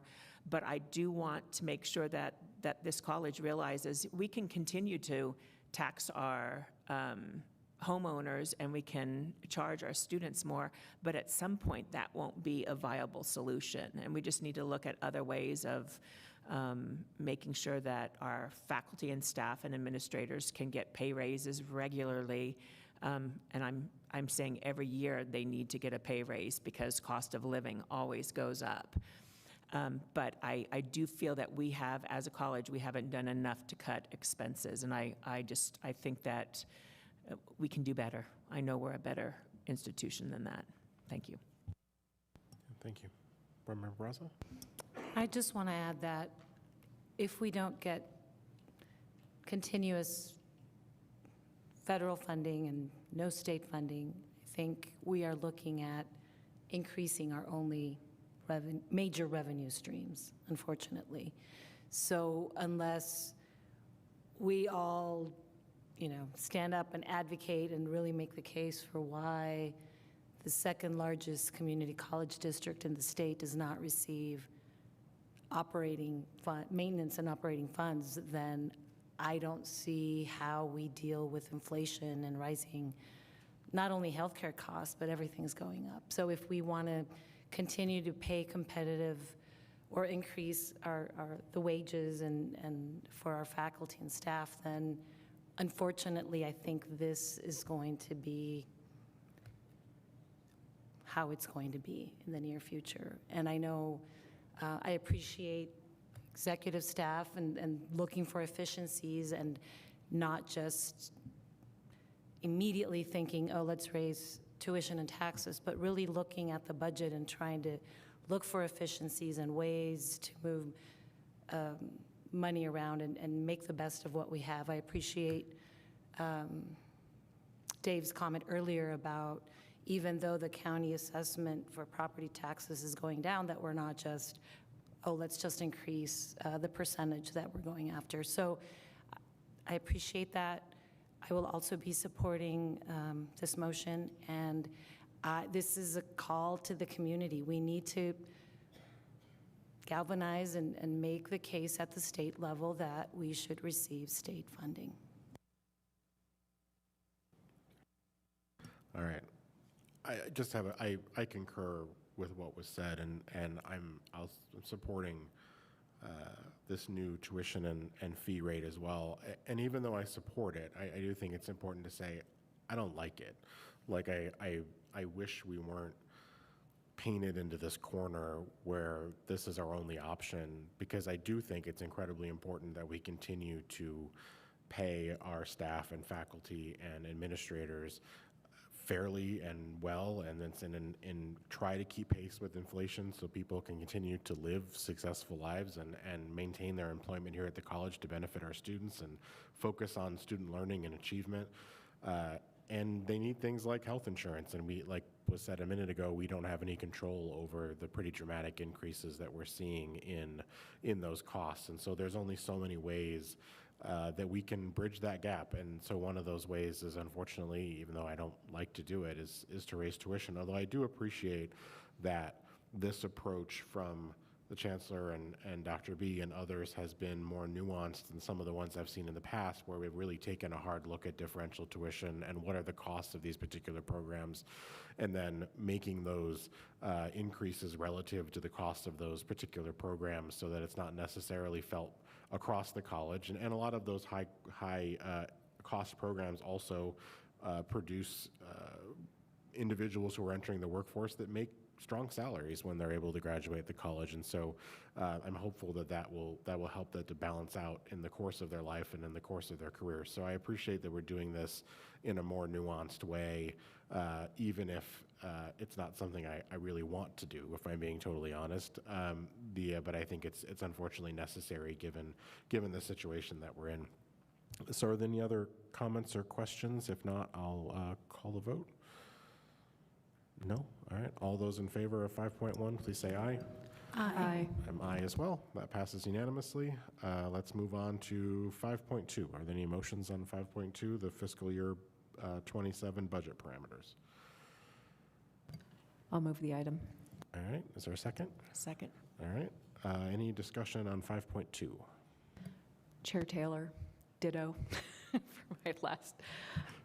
It's the same reasons, and for that I will be voting in favor of the item, and I would also urge my colleagues to do the same if your heart tells you to do so. Thank you. Any other comments on that item? I'll just add one final thing, and it was mentioned by many of my colleagues up here before, but I think for this one, in the larger context, and the Chancellor mentioned this as well, it is no small thing that this college has not received maintenance and operations support from the state since 2009. You know, we talked about it in the study session and before that. That has shorted us over the lifespan of that $209 million over that period of time. That's a lot of money for this institution that we could be doing a lot of good for our students with. And if you look at that history, you'll see that when we lost that maintenance and operation funding, that's when we've had to raise tuition, like we just did over and over again. So that is the financial buffer, the third leg of the three-legged stool of revenue of community colleges. It's tuition and fees, it's property taxes, and then state funding. And when I talk to fellow board members, just like when we were in DC at this event, when I tell them we haven't received state funding really since 2009, their heads explode. Like when you talk, it's just unheard of in other states that their community college would not be receiving maintenance and operation funding from the state. And if you combine that with the millions that we've now lost in federal grant dollars over the next few years, it puts us in a really difficult place. I would love to be able to sit up here and say we'd have another year where we're not raising tuition and not looking at raising taxes. It's just not the financial reality of where we are. And it's unfortunate that we are painted into this corner, but it's where we are, and we have to deal with the reality. And so we have to ask our students and their families and potentially taxpayers as well down the line here to contribute more to support access to higher education in this county, because that's the only way it's going to be able to sustain going forward. We simply don't have the state and federal support that we need to be able to do it any other way. So I'll support this as well. Any other comments? If not, I'll call a vote. Yeah, Really quickly, I don't want to take up the time, but I would do echo the sentiment of my fellow board members, and I can't stress enough how appreciative I am of Dr. B and the work and effort that he's put into making sure that we have all the information that we need so that we make knowledgeable, well-informed decisions on this. Not something that we take lightly, neither the leadership of the college or us on the board. So I will also be in favor of this motion. Thank you. All right. All those in favor of 5.2, please say aye. Aye. Aye. I'm aye as well. Any opposed? No, that passes unanimously. Moving on to 5.3. I think you're back up again, Dr. B.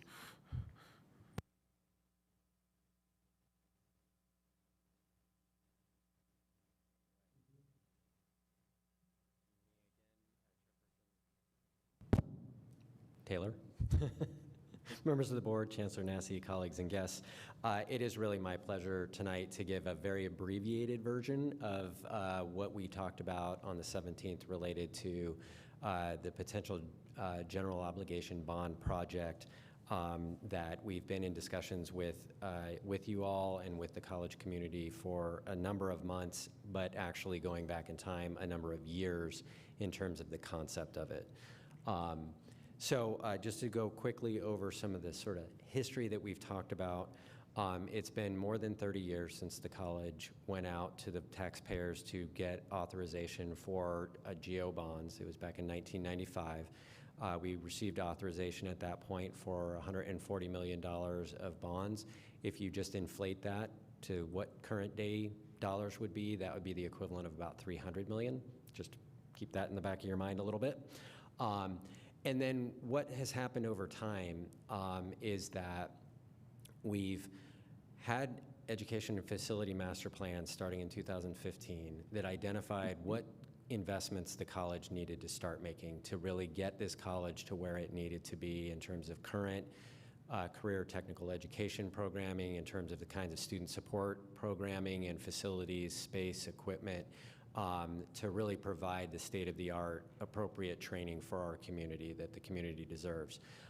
We have found every way possible up to this point for how to fund those different projects by getting a one-time state appropriation for the aviation facility, using federal grant funds to help do some of the renovations for student services for the culinary program. In addition to that, we have issued revenue bonds that enabled us to do the automotive building, the advanced manufacturing building, and a few other things. And then on top of that, we have used college resources, accumulated reserves to fund out the remainder of the projects that we could do, the last of which are the renovation of the Allied Health Program, which was open last year. And then the more recent one is the completion of the construction building at downtown campus that hosts the building and construction technology HVAC program renovations and so forth. So we have additional projects that we weren't able to get through those different mechanisms and means. The idea is that we've spent down our reserves to where we're at the low threshold level of what our policy allows. It's a healthy threshold. It doesn't mean we're desperate from an operational standpoint. It means that we have healthy reserves for the size of this institution. But the problem now is on an ongoing basis. How do we fund the remaining projects that we know we need to do to provide the community with the kind of educational facilities that they need? We have facilities that are in need of upgrade and repair. They're substandard. We're at capacity. The paramedic program is one really good example where it's at capacity at a substandard facility right now. So the idea is we took the remaining projects from the work that we had done for the Educational Facility Master Plan, refined them, looked at them. Are they still the kinds of projects we want to be doing going forward? Are they still the highest priorities that we have? Looking at revising and updating the costs, looking at the architectural, developing some architectural renderings so that we can kind of show what we're thinking of in terms of these projects. And then really start looking at the logistics. So you can see here the different things that we've done up to date. I'll get to polling in a second, and including some of the polling work that we've done in terms of the projects that we've identified. So as we talked about in detail, and I encourage anyone behind me to go to the YouTube video to look where we went into far more detail about what the specific projects are. I'm not going to get into that kind of detail tonight. But the list of projects that we have include a new facility for the public safety first responders, a new facility to move our campus police to downtown campus, which is our highest activity campus, that will help build and ensure the safety of that community there. And I think that in addition to that, we'll have some community space that we will build into that building as well. An important component, and Chancellor Nassy referenced this earlier, is the college also in the span of time of looking at the Educational Master Plan has really taken a look at what available space we have, how can we consolidate the space that we currently have that might be underutilized, how can we make the best use of that. And so the idea is that we were able to then move the adult education services around 20,000 square feet, if my memory serves me, onto our own campuses so that we now don't need to use those external leased spaces. We're also looking at vacating this property. It changed from an aim to being stated that it was going to happen tonight, but we're working on the planning of what that would be so that we can move and consolidate the services and positions here onto our campuses. So the goal is to try and do that within this calendar year, so that's going to be a pretty aggressive timeline to identify how to do that. That is all part of like, how do we look at the space we have to make sure that we're best utilizing it? And I think the answer is we have a good answer now. We have moved and consolidated the current space. We know how we want to move programs to have the best kind of space that they need, how to better utilize the campuses, and with centers of excellence being basically set at each location that should enable those campuses to thrive.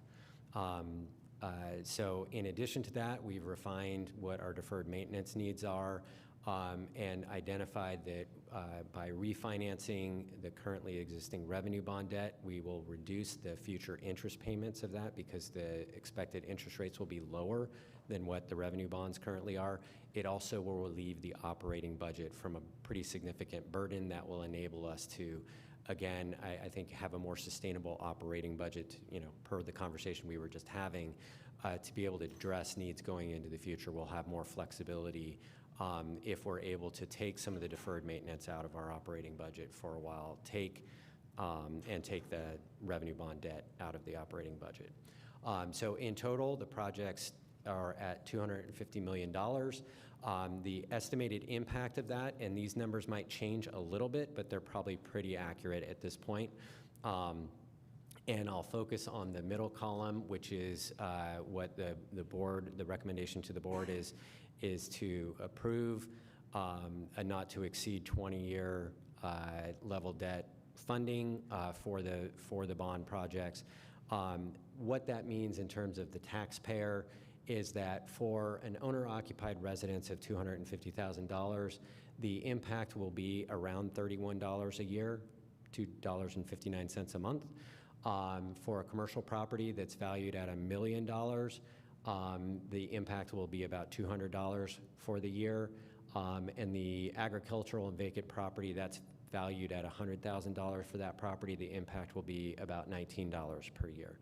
So it's a lot of money for the college, $250 million of proceeds for us to do a lot of really important, exciting, really necessary projects for this college to move into the future at a relative, because of our tax base, because our tax base is so large, it actually spreads those impacts in a fairly reasonable way to the taxpayers. So that's what the estimated impacts are. Again, that's based on the 20-year prepayment. And then looking at where we're at right now, we're moving on to right about there, where we've done sort of the base work, identifying the projects, cost estimates, getting a team in place to be able to issue the bonds, setting the stage, doing the polling to basically ensure the board that this is something that is a viable exercise. I mentioned that I would come back to the polling. I don't have a slide on it, but I can say, and this is consistent with what Chancellor Nassy mentioned earlier, the three big takeaways from the polling, high-level takeaways: the college is viewed very favorably by the community. The projects that we just went through are viewed very favorably, including the refinancing and the deferred maintenance, addressing deferred maintenance, and that basically that going forward is like well supported as long as the taxpayers have an idea of what we're going to be doing with the money. Again, anytime the polling indicated that when individuals got an idea of what projects we were talking about, the support level grew dramatically. So the next steps are going to be moving into the communication, providing the kind of information that we've been providing for you, making sure that we have a website that provides that information, and then working with the external group to have them shift off to advocacy and then identify all these different groups in town where we can go, explain what we're doing, and then make sure that our community is well informed of why we want to go forward with this really I think well thought out and necessary set of projects for the college. With that, I'll ask if the board has any questions. Any questions? Chair Taylor? Yes. Dr. B, what does the college look like if the bond, in a future without this bond? Okay. There's a handful of things that I'd say to that. First of all, the most obvious thing is that we won't have the funds available to do the major facility expansions. So the new buildings, the big new buildings that we're talking about, we don't have reserves on hand. We don't have other funding mechanisms that would be available to do those major projects. So sort of wipe those off.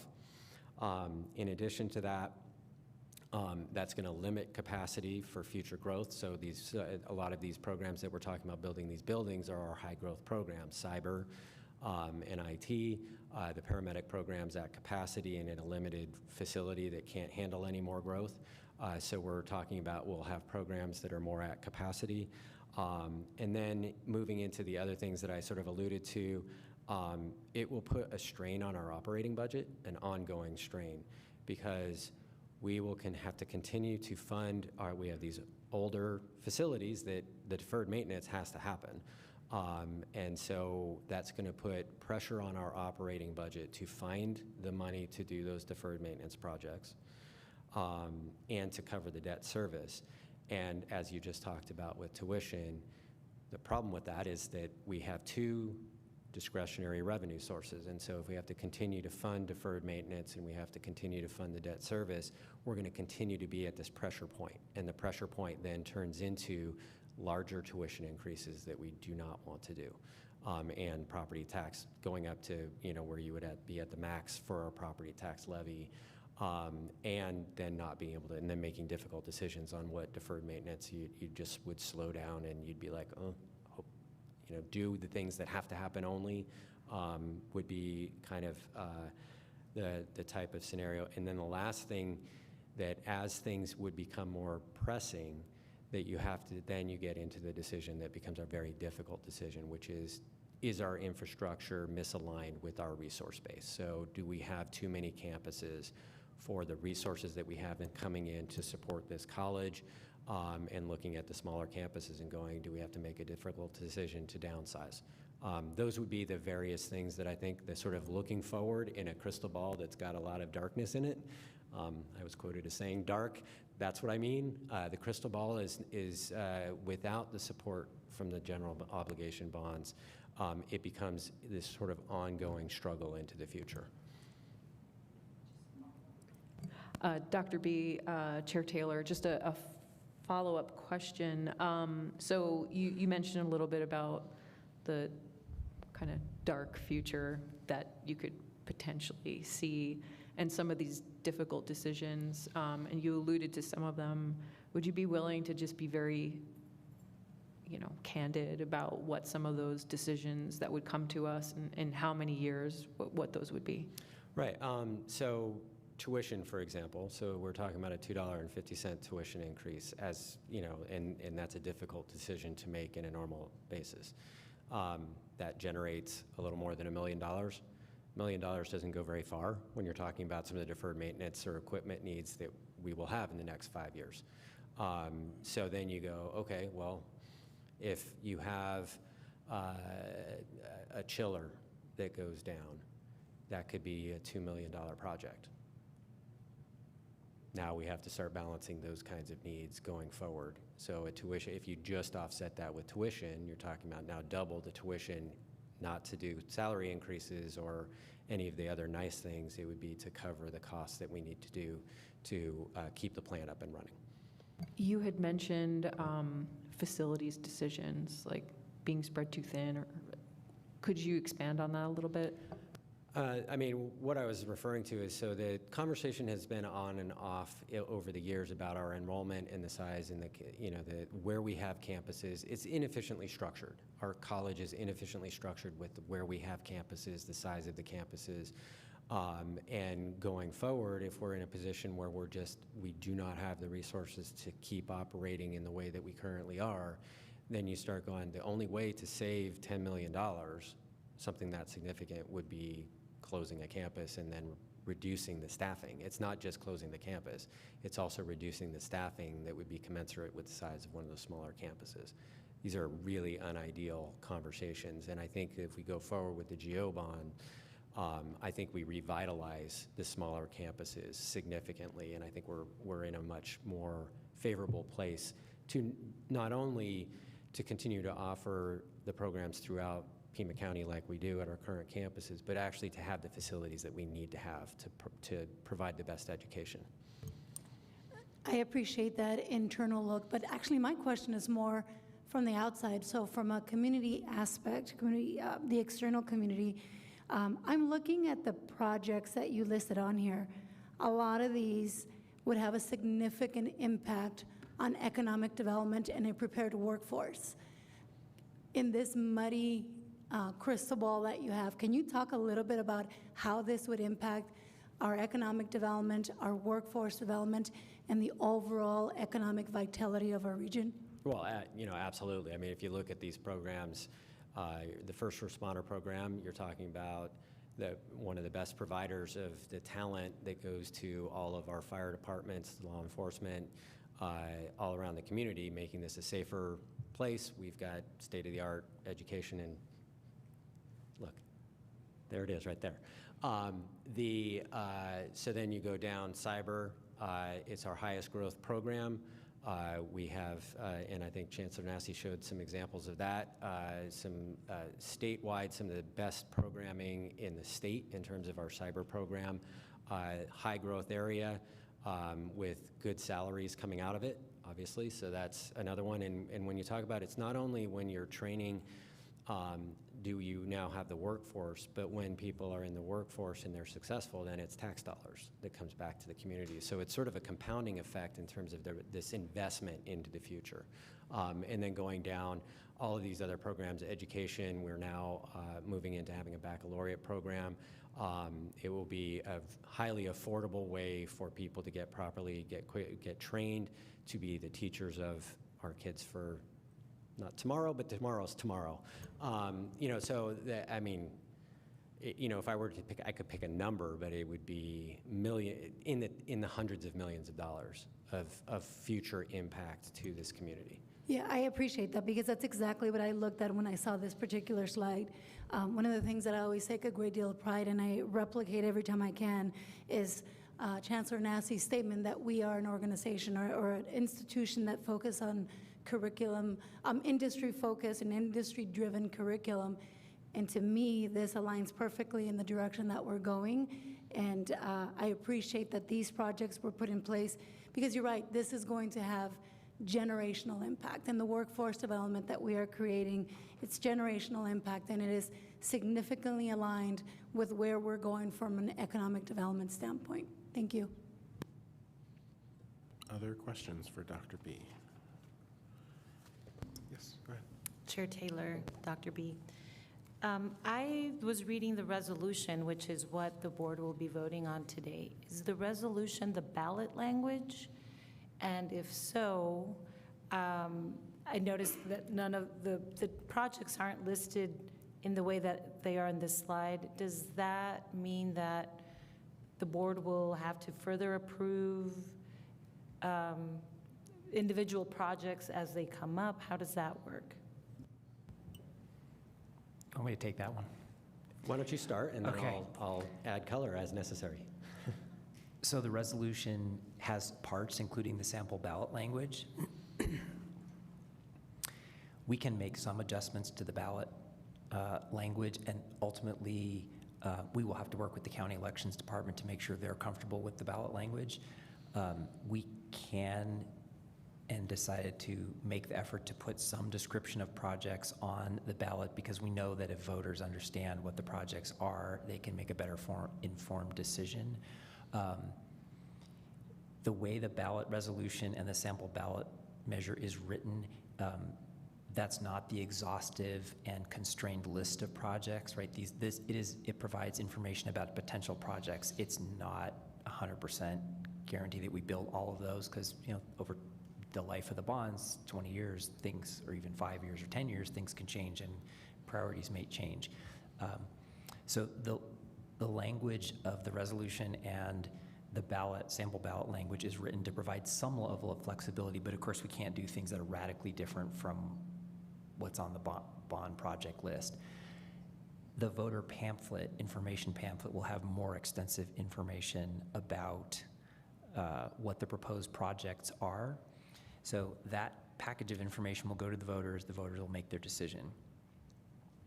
Assuming the bond passes, there's going to be a multi-step process between the time the bond ballot measure passes and actual buildings appear, right? So there will be a design phase that presumably will result in refined designs and budgets, which will come back to the board for approval. And then when we actually issue design and construction contracts, those are going to be at dollar amounts that will require board approval. So there will be multiple steps along the way where any significant project and the related contracts are going to come back to the board for approval. Another couple of pieces to that are the Finance Audit Committee, which two of you sit on that committee, will serve as sort of the community group to oversee this. So not only will the board have approval, but the spending also will flow through that group in terms of having another level of oversight in a public way that gets into probably a little more detail than will happen in this meeting. The board will get all of that information as well, but the conversation will be on a standing item on the Finance Audit Committee as well. So then the other thing, so as Jeff mentioned, so the base language, there are some restrictions. You can't just say anything you want. So we're looking at what we're going to be able to say in terms of what's on that ballot sheet. The voter information pamphlet will have additional information, and then the other piece is up to us and then our community group that we'll be working with or will be working on our behalf to educate the voters additionally. So I think that there are multiple ways that we can get this information out that makes the case for why we will want to do that, why they will want to support these projects. Chair Taylor, Dr. B, or Mr. Sullivan. So 20 years is a long time. Let's say one of these line items is scrapped altogether, and there's something else that the college needs. Would that come to the board? How does that change in scope? Yeah, as long as, so there are a few different things. So there will be changes. It's like a guarantee, right? You can have a plan. It's like one joke from a movie I like is like, how do you make God laugh? Make a plan. So the idea is this is our best estimate for how much these are going to cost. We have inflators built into them. We have, these are the highest priority projects at this time. But there will be some things that change, and some things on the list will have to be addressed in a different way, or we'll have to push. We won't be able to cover everything that we'd like to do. We'll be talking with the board on an annual budget basis in terms of that we have to allocate the budget on a given basis on all these capital projects. So you'll be kept up on a regular basis on that standpoint. And then the other component to it that's worth mentioning is, so the 20 years, let me talk a little bit about that and then I'll get to the point. 20 years is the most typical way that organizations or agencies do GO-bond debt. And what you want to do is when you issue debt, you want that debt to be tied reasonably to the expected lifespan of what you're doing. So you don't want to issue debt that's 50 years for a piece of equipment that's going to be obsolete in 5 years. It's a bad idea, right? So you're paying for it long after the thing has been retired. So the idea, but 20 years is a very standard, the typical term for this. It's what the revenue bonds were as well. But as we go forward, we will be issuing the debt in different series, and it is possible that toward the tail end of it, that if the interest rate environment is in a certain situation and the college is in a certain situation, that we would have the ability to issue 10-year debt for some of the later series. That is a possibility. So, and we'll be keeping the board posted on that. Like, it would be from a financial standpoint. We have a financial advisor, RBC, and I think we have a rep on the phone in case you guys ask a technical question. But we will have the ability to review those every time we issue each series. We'll be talking with the board about that and what the recommendation would be for that. Chair Taylor, one final question. Will the ballot language or the voter information pamphlet, will they include language about the Finance and Audit Committee being sort of the oversight arm? So I wouldn't expect that in the ballot, right? Because we don't have a lot of room in the ballot. I would expect that in the voter information pamphlet. That's where you're going to see the much more detail about the proposed projects and the duration and things like the oversight. Thank you. Chair Taylor, I have a couple of questions. In our last meeting, I asked about the East Campus and the development plan, and I was given answers that made me feel okay. Since then, I've had friends and family from the East Campus, of course, contact me and say that they've recently had a meeting at the East Campus and a lot of concern, and many people felt blindsided. And I just want to point out that I think that the East Campus is the only campus we have east of the downtown campus. So it serves our entire community on this side of town all the way over. I know there are all sorts of plans that we can have, and I've been trying to figure out how I can say this nicely, but I was assured when I heard Jeff Sylvan say that the governing board will have the acceptance of plans when we get into the planning situation. My concern now is that by not having everybody involved in the conversations over there, and I'm talking about, Vail Early College, I didn't talk to anybody there, but other people told me they were shocked. And I think that if, we could be losing taxpayers willing to vote on this if they feel that what they have on the east side of town, general education for their students right out of high school, instead of schlepping your 15, 16, 17-year-old all the way across town. I think that we need to make sure, like Michelle said, this is a family, we care about each other. We need to make sure that we're doing it the right way so we don't have people be upset with us even before we start off on this amazing project, because it's really hard to change first, can't think of the word right now, images, perspectives, that sort of thing. So I hope we can do better. Thank you. Any other questions for Dr. B or others? No? All right. Then with 5.3, I will move to approve 5.3 if there's a second, and then we can have a discussion. Second. Second? All right. Any comments or discussion on 5.3? Chair Taylor? Yes. I will admit that when first I was, we were approached with this idea, I was a little skeptical. And I don't think that's a surprise to the chancellor, because once again, lots of questions, lots of conversations. Two things have changed my mind to move me in support of this item. The first is just the information that's been shared and deeper information about the projects that we would be supporting. I think, I hate the term future-proofing, but I think this does move the institution into the future in a way that it needs to move for our region, for our students. Many of us have young children. We want to see a wonderful institution here for them. So that was very helpful, and thank you very much, Chancellor, and Dr. B as well. I keep thanking you today.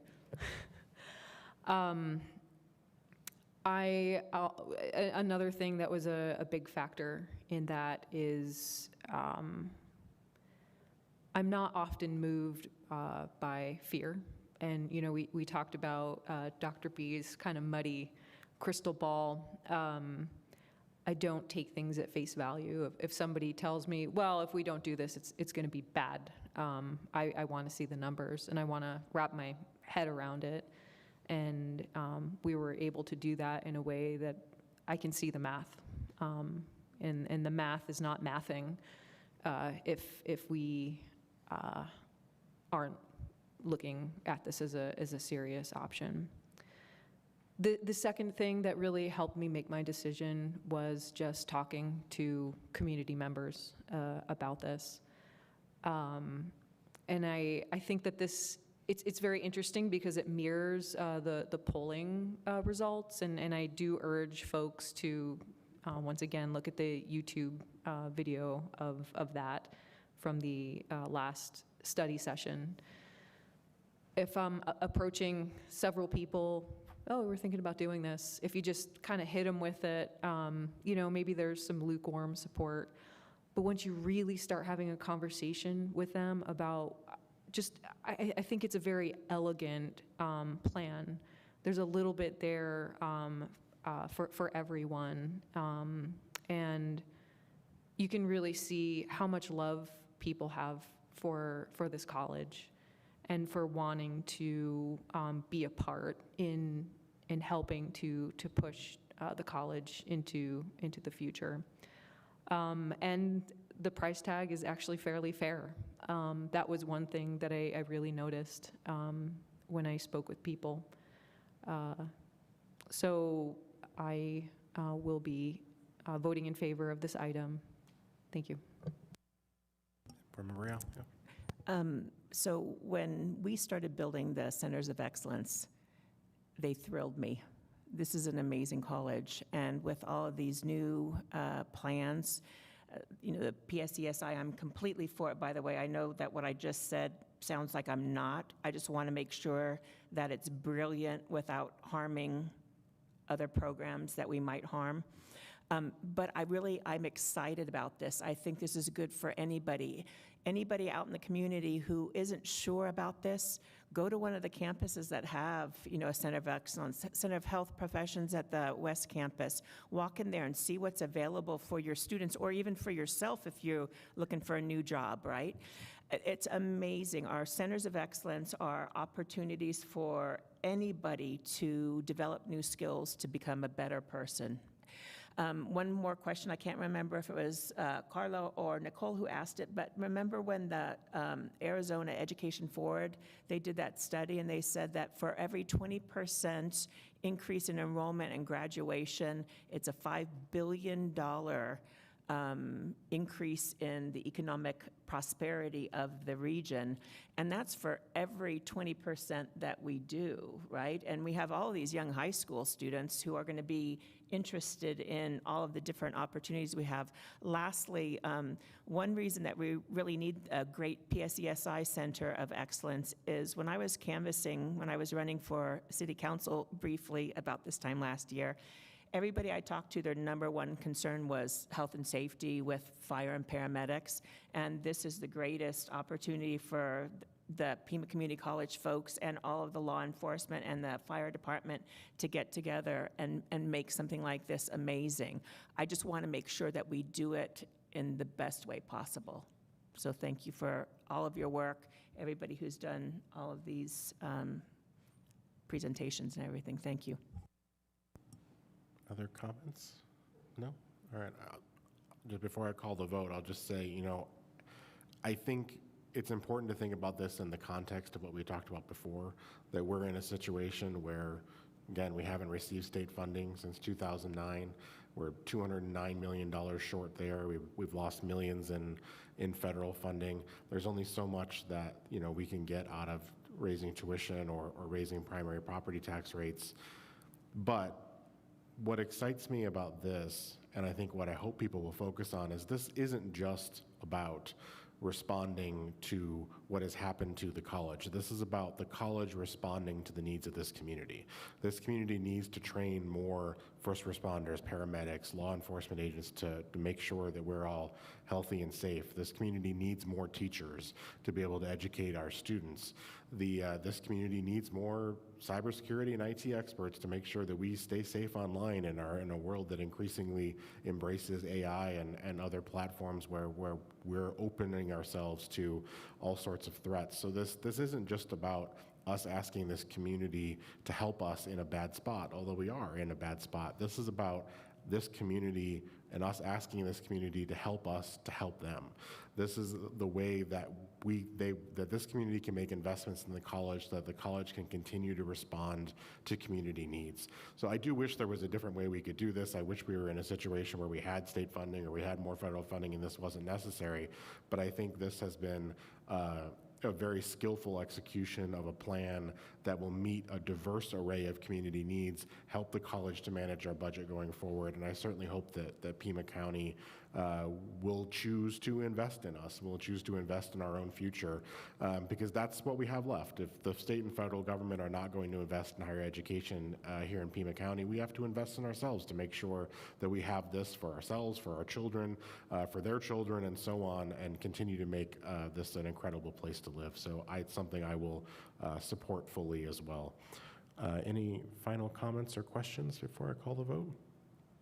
Yes, go I'm ahead. sorry. No, I please, just have go ahead. one more comment, and I think my primary reason for voting for this item is excitement, for the projects that are on here, and but I do want to revisit kind of like the darker side of this, which Dr. B had alluded to about a potential closure. If we have that Sophie's Choice, that potential closure of some of our satellite campuses. It might be, I think he used the term, a little bit of an inefficient model. I can understand that from a financial perspective, but I think that it is one of our strengths. Access to education, closer to where you live. And I just think it's so very important that we safeguard that, not just to keep them open, but to make them truly excellent.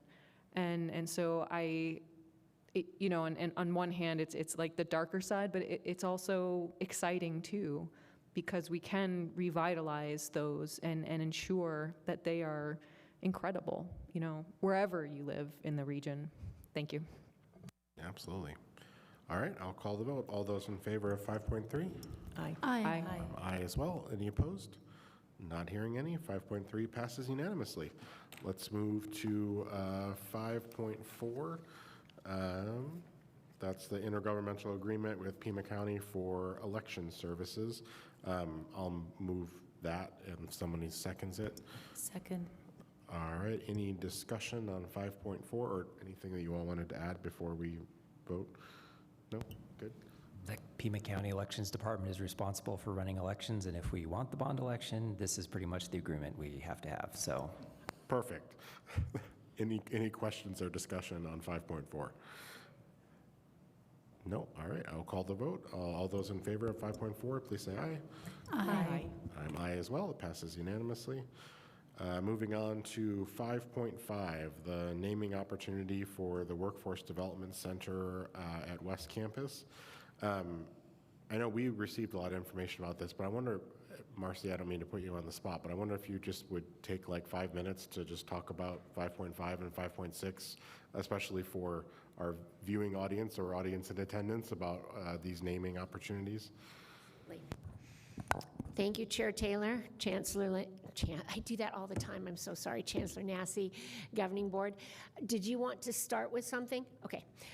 So the foundation has been able to put together things that are named previously. We have scholarships that are named, we have program funds that are named for people, often in memory of someone who has passed or something of that nature.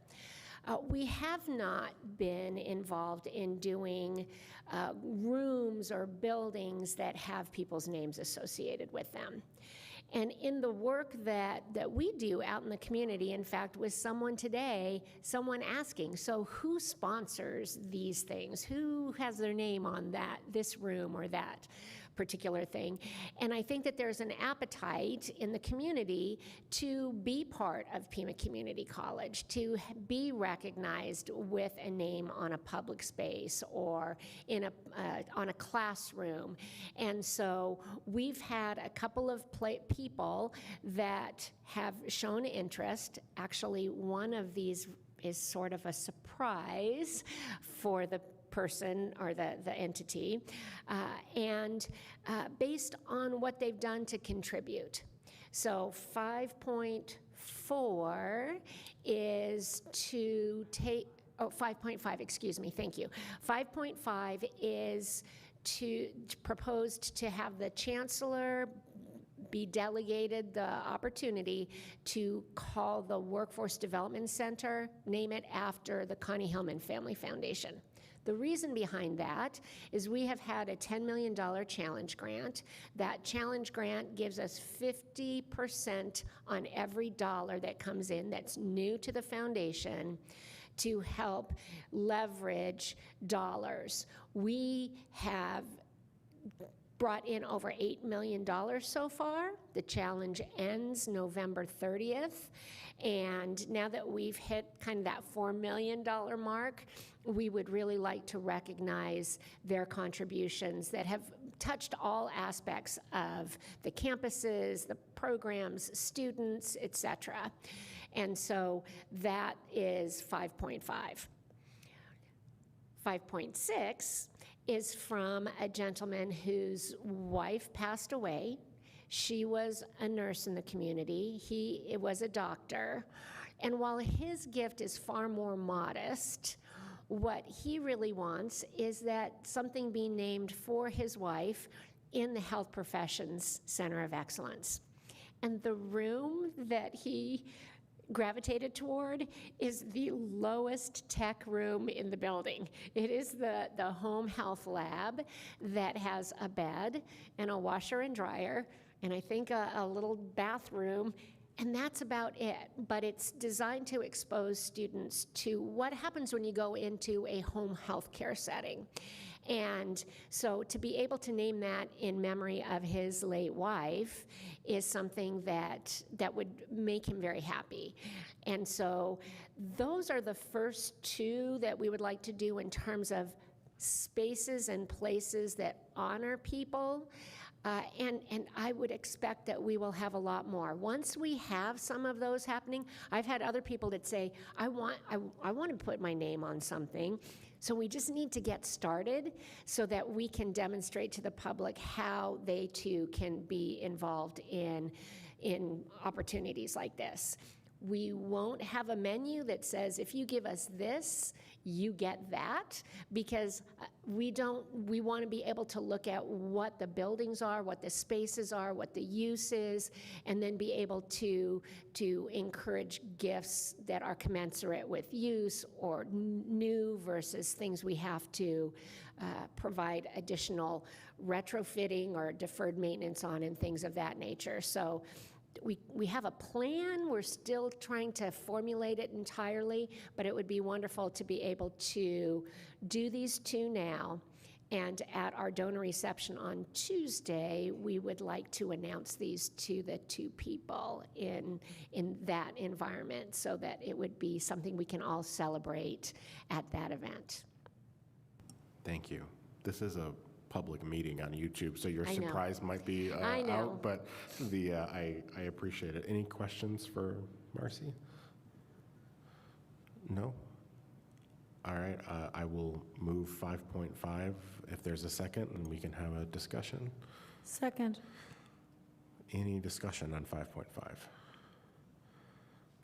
No, I just want to add one thing and that I hope people take away, and that's not to take anything away from the Connie Hillman Family Foundation or the Pust family, who have made incredible contributions to the college. I'm glad we're recognizing it this way, but I think in the larger picture, what I hope people see here is we've been talking a lot tonight about how we move forward with different ways to fund the college. So we talked about tuition, we talked about the GEO bond that we just passed. This is the private philanthropy part of that, and it's going to be able to play, hopefully, an increasing role in bringing in sustainable funds to the college through the foundation, that we're not reliant on state government or federal government or others, where we can do things like naming or endowments or things that will allow us to have different types of revenue. That we have had private philanthropy before, but hopefully it'll become a larger part of what we're able to do to cover programs or to help us with capital costs or to close the gap in terms of higher cost programs. And this is, I think, the beginning of what people will see. So it's not just any one thing that the college is doing to respond to the environment we're in. It's a whole array of things that we're trying to do to change the landscape, and I think most importantly, change the landscape in a way that we have control over those revenues going forward. Then if we end up with more state or federal dollars in the future, that's excellent. Maybe that could be relief for tuition or property taxes or for help us with other programs. But it will hopefully not leave the college in the future in a place where things could be taken away from us, because we're in the driver's seat about how those funds are being used, how they're being invested, and how we're putting them forward. So I think this is another fantastic step forward, where we can leverage private philanthropy more to help us meet our students' needs. Any other questions or comments? If not, I'll call the vote.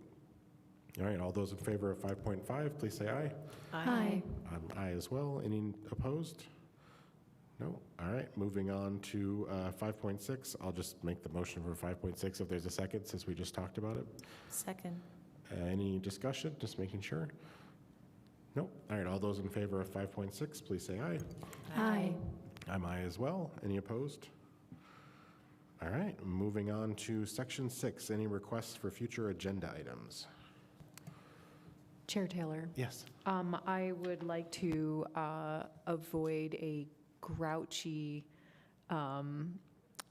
Ms. Rial. So I would like to just see if we could discuss at some point shared governance in some way. Yeah, I know that's been moving through some of the shared governance process. So are we going to get an update soon on that? So there is a report about that in the information items. They're expecting to come to the board in May with the report and recommendations. Okay. So that will be on a future agenda. Done. Yes. You could propose to put that on a future one. Yeah, please go ahead. All right, I'd like to propose that our study sessions be moved to primarily virtual, and if needed, be in person, but we can put that as an agenda item for discussion. Yep, can add that to a future agenda as well. Any other future agenda items? Nope, not hearing any. All right, with that, we've reached number 7, which is adjournment. Thank you all, I appreciate it.